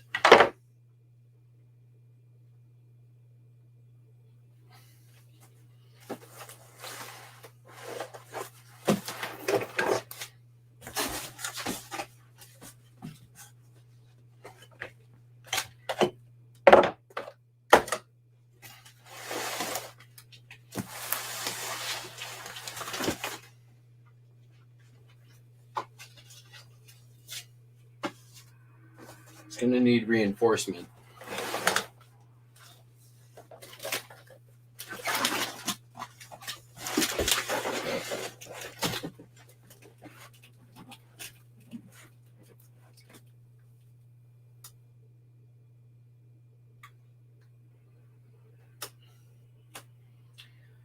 But we can fill on all sides, which is good. We're going to use this stuff.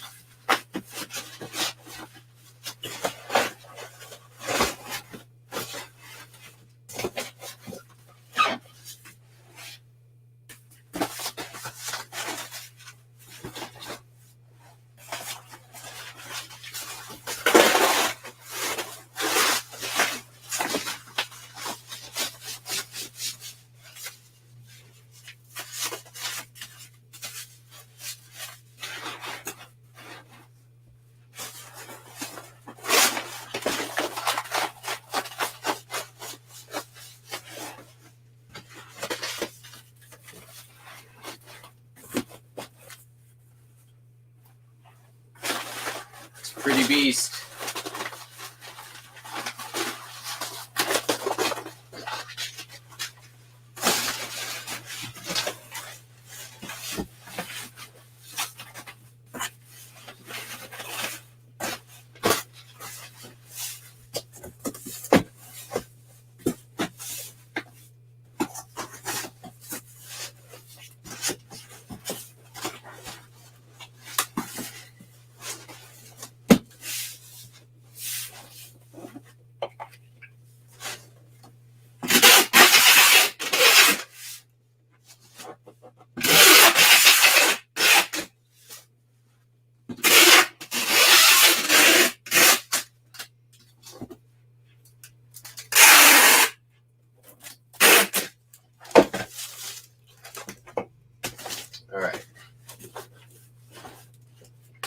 don't like these corners.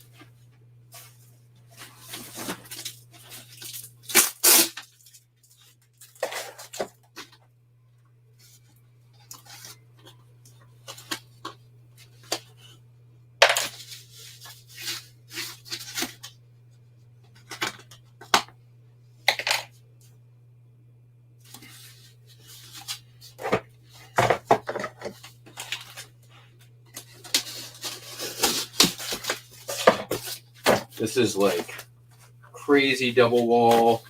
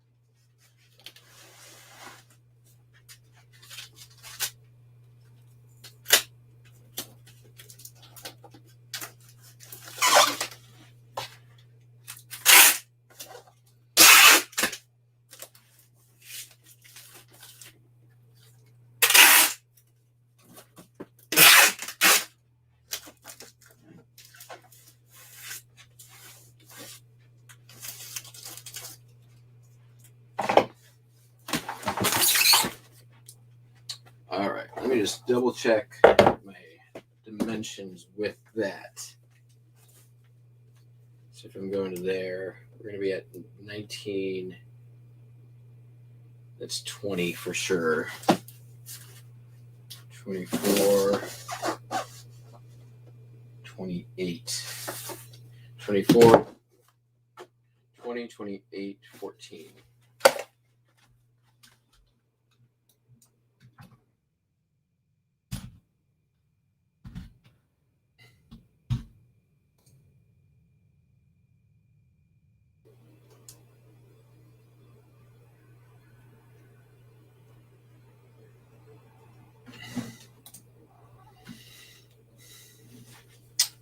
It's not. It's. I mean, this is basically like this was a Power Wheels box. So it's like very double walled, very sturdy.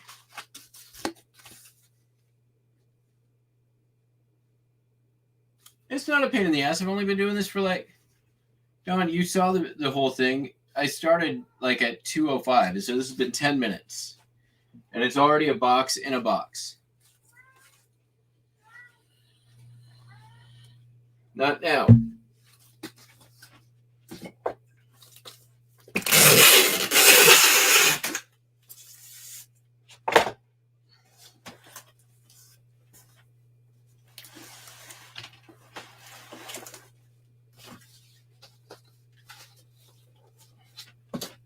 Alright, so first, I don't like the tear. So make sure we get that done.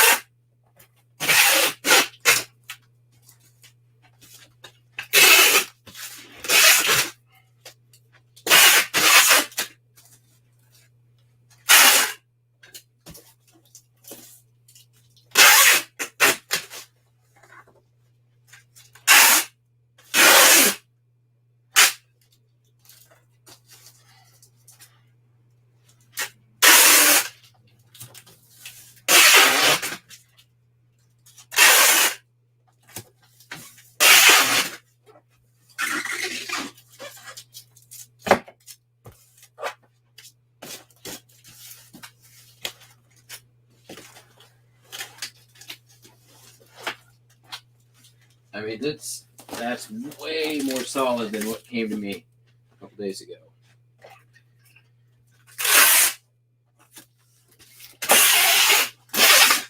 Anyone want to guess the weight?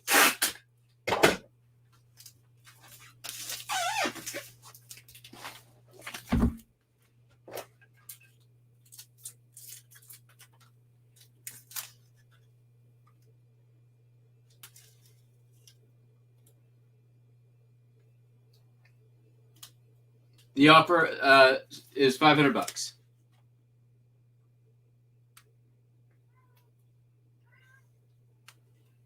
39 pounds. All right, we'll find out. We'll find out in a minute. Sorry about that.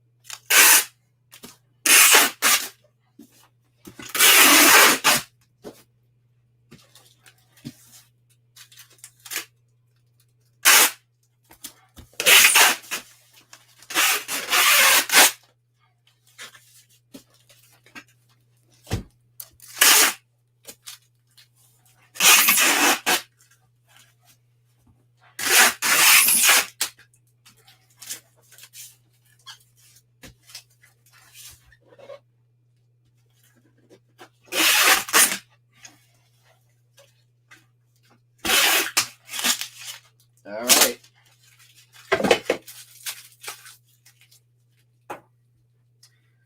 All right.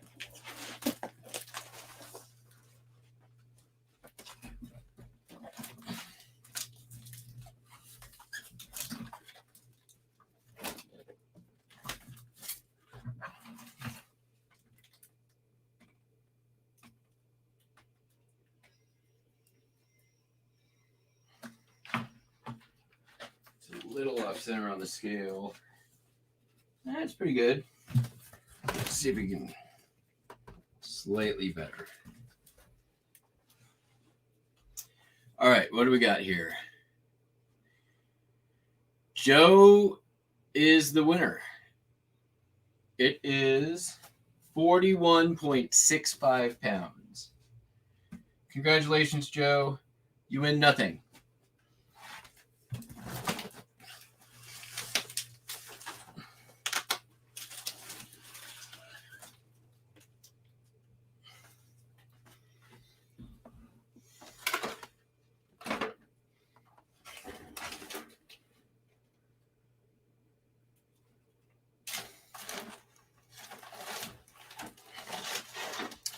I had some fragile stickers around here. They asked me to put fragile stickers on it. Well, that sucked. Old tobacco. Where'd that come from?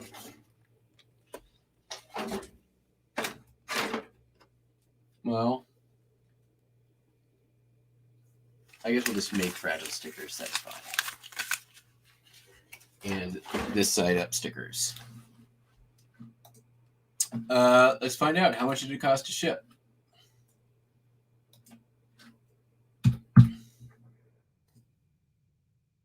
It's going to require signature confirmation and liability coverage.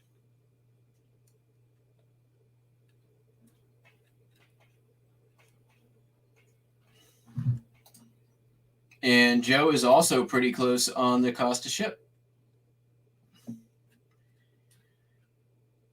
After everything,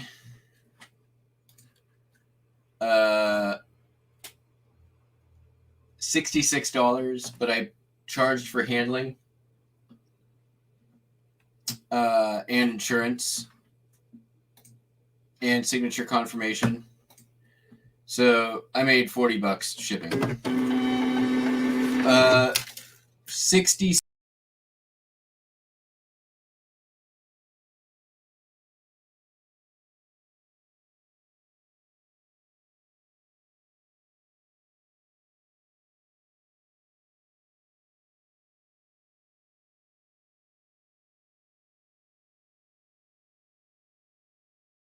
Sorry about that. 66 and change shipping, and they were charged 115 shipping.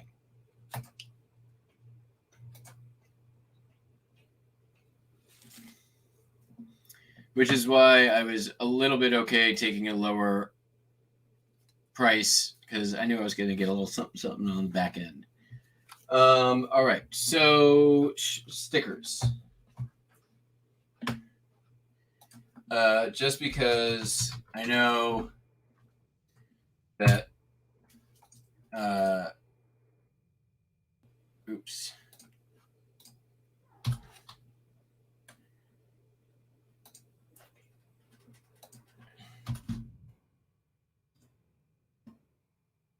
Logged in, right?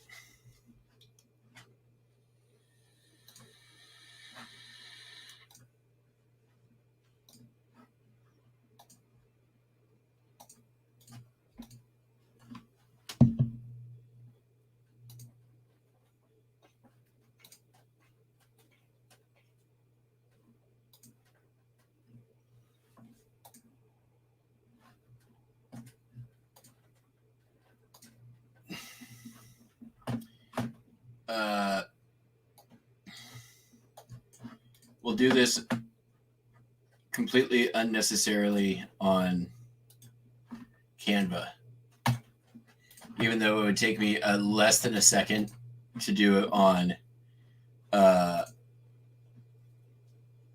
see here. How do I make just a sticker?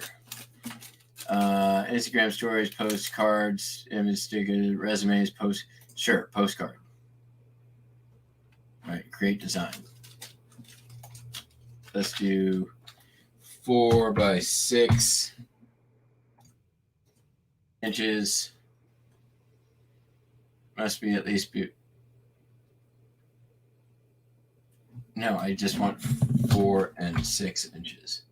Stop it. Stop giving me decimals. 4.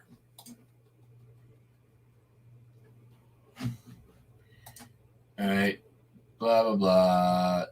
See all. Give me an arrow. Sure. Got it.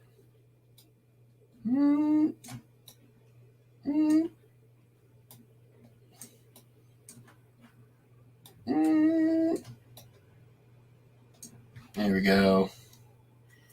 Then we're going to go.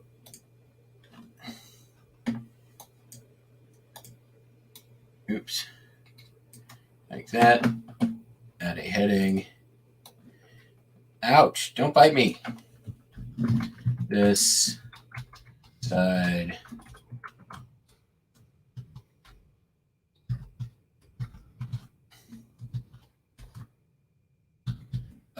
Ah!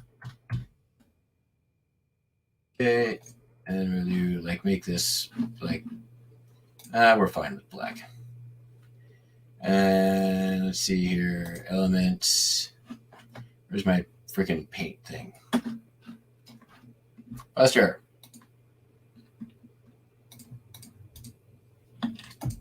Nope. None of that. Templates. Nope. Still not. And graphics. Nope. I don't want any of that garbage. Just give me red.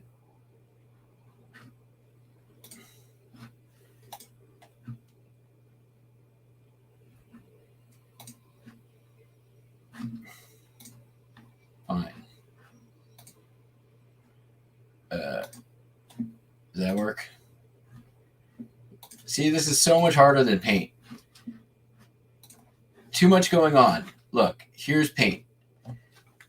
Go make a triangle. Let's go new. Don't save. We're going to go text.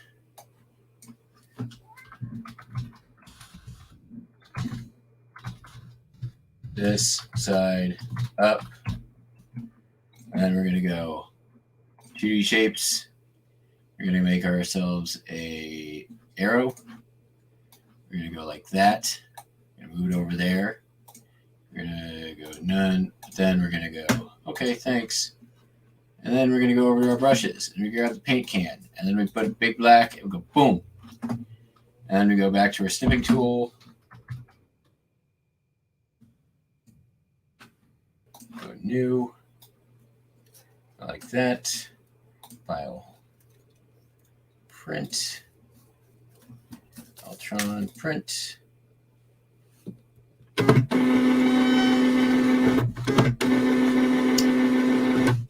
Need to just make this slightly smaller. Select just a little bit. Oh, let's print that. Print. Ultron. 4x6. Yep, there we go. What if we do landscape? Looks the same. Print.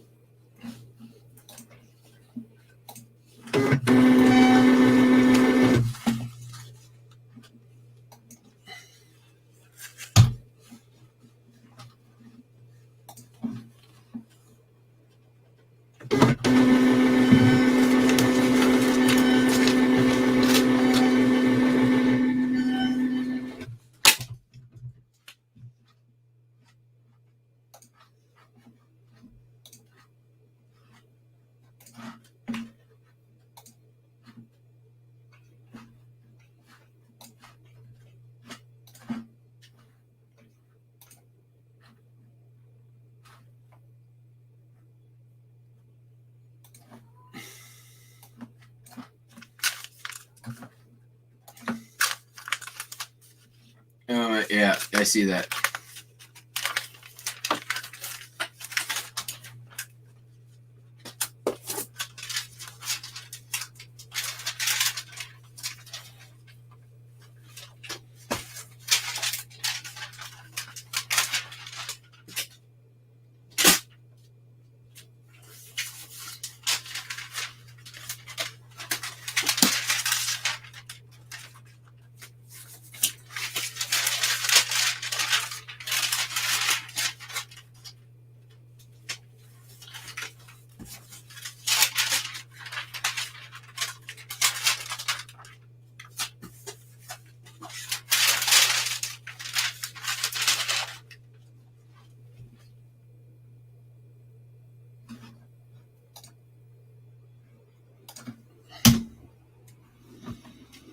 All right. That, I believe, is that.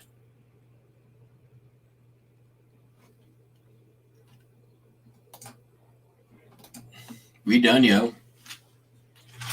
I'm not writing fragile on it because that's basically like a death sentence for it. So, and even right now, even if they flipped it upside down, it'd be fine.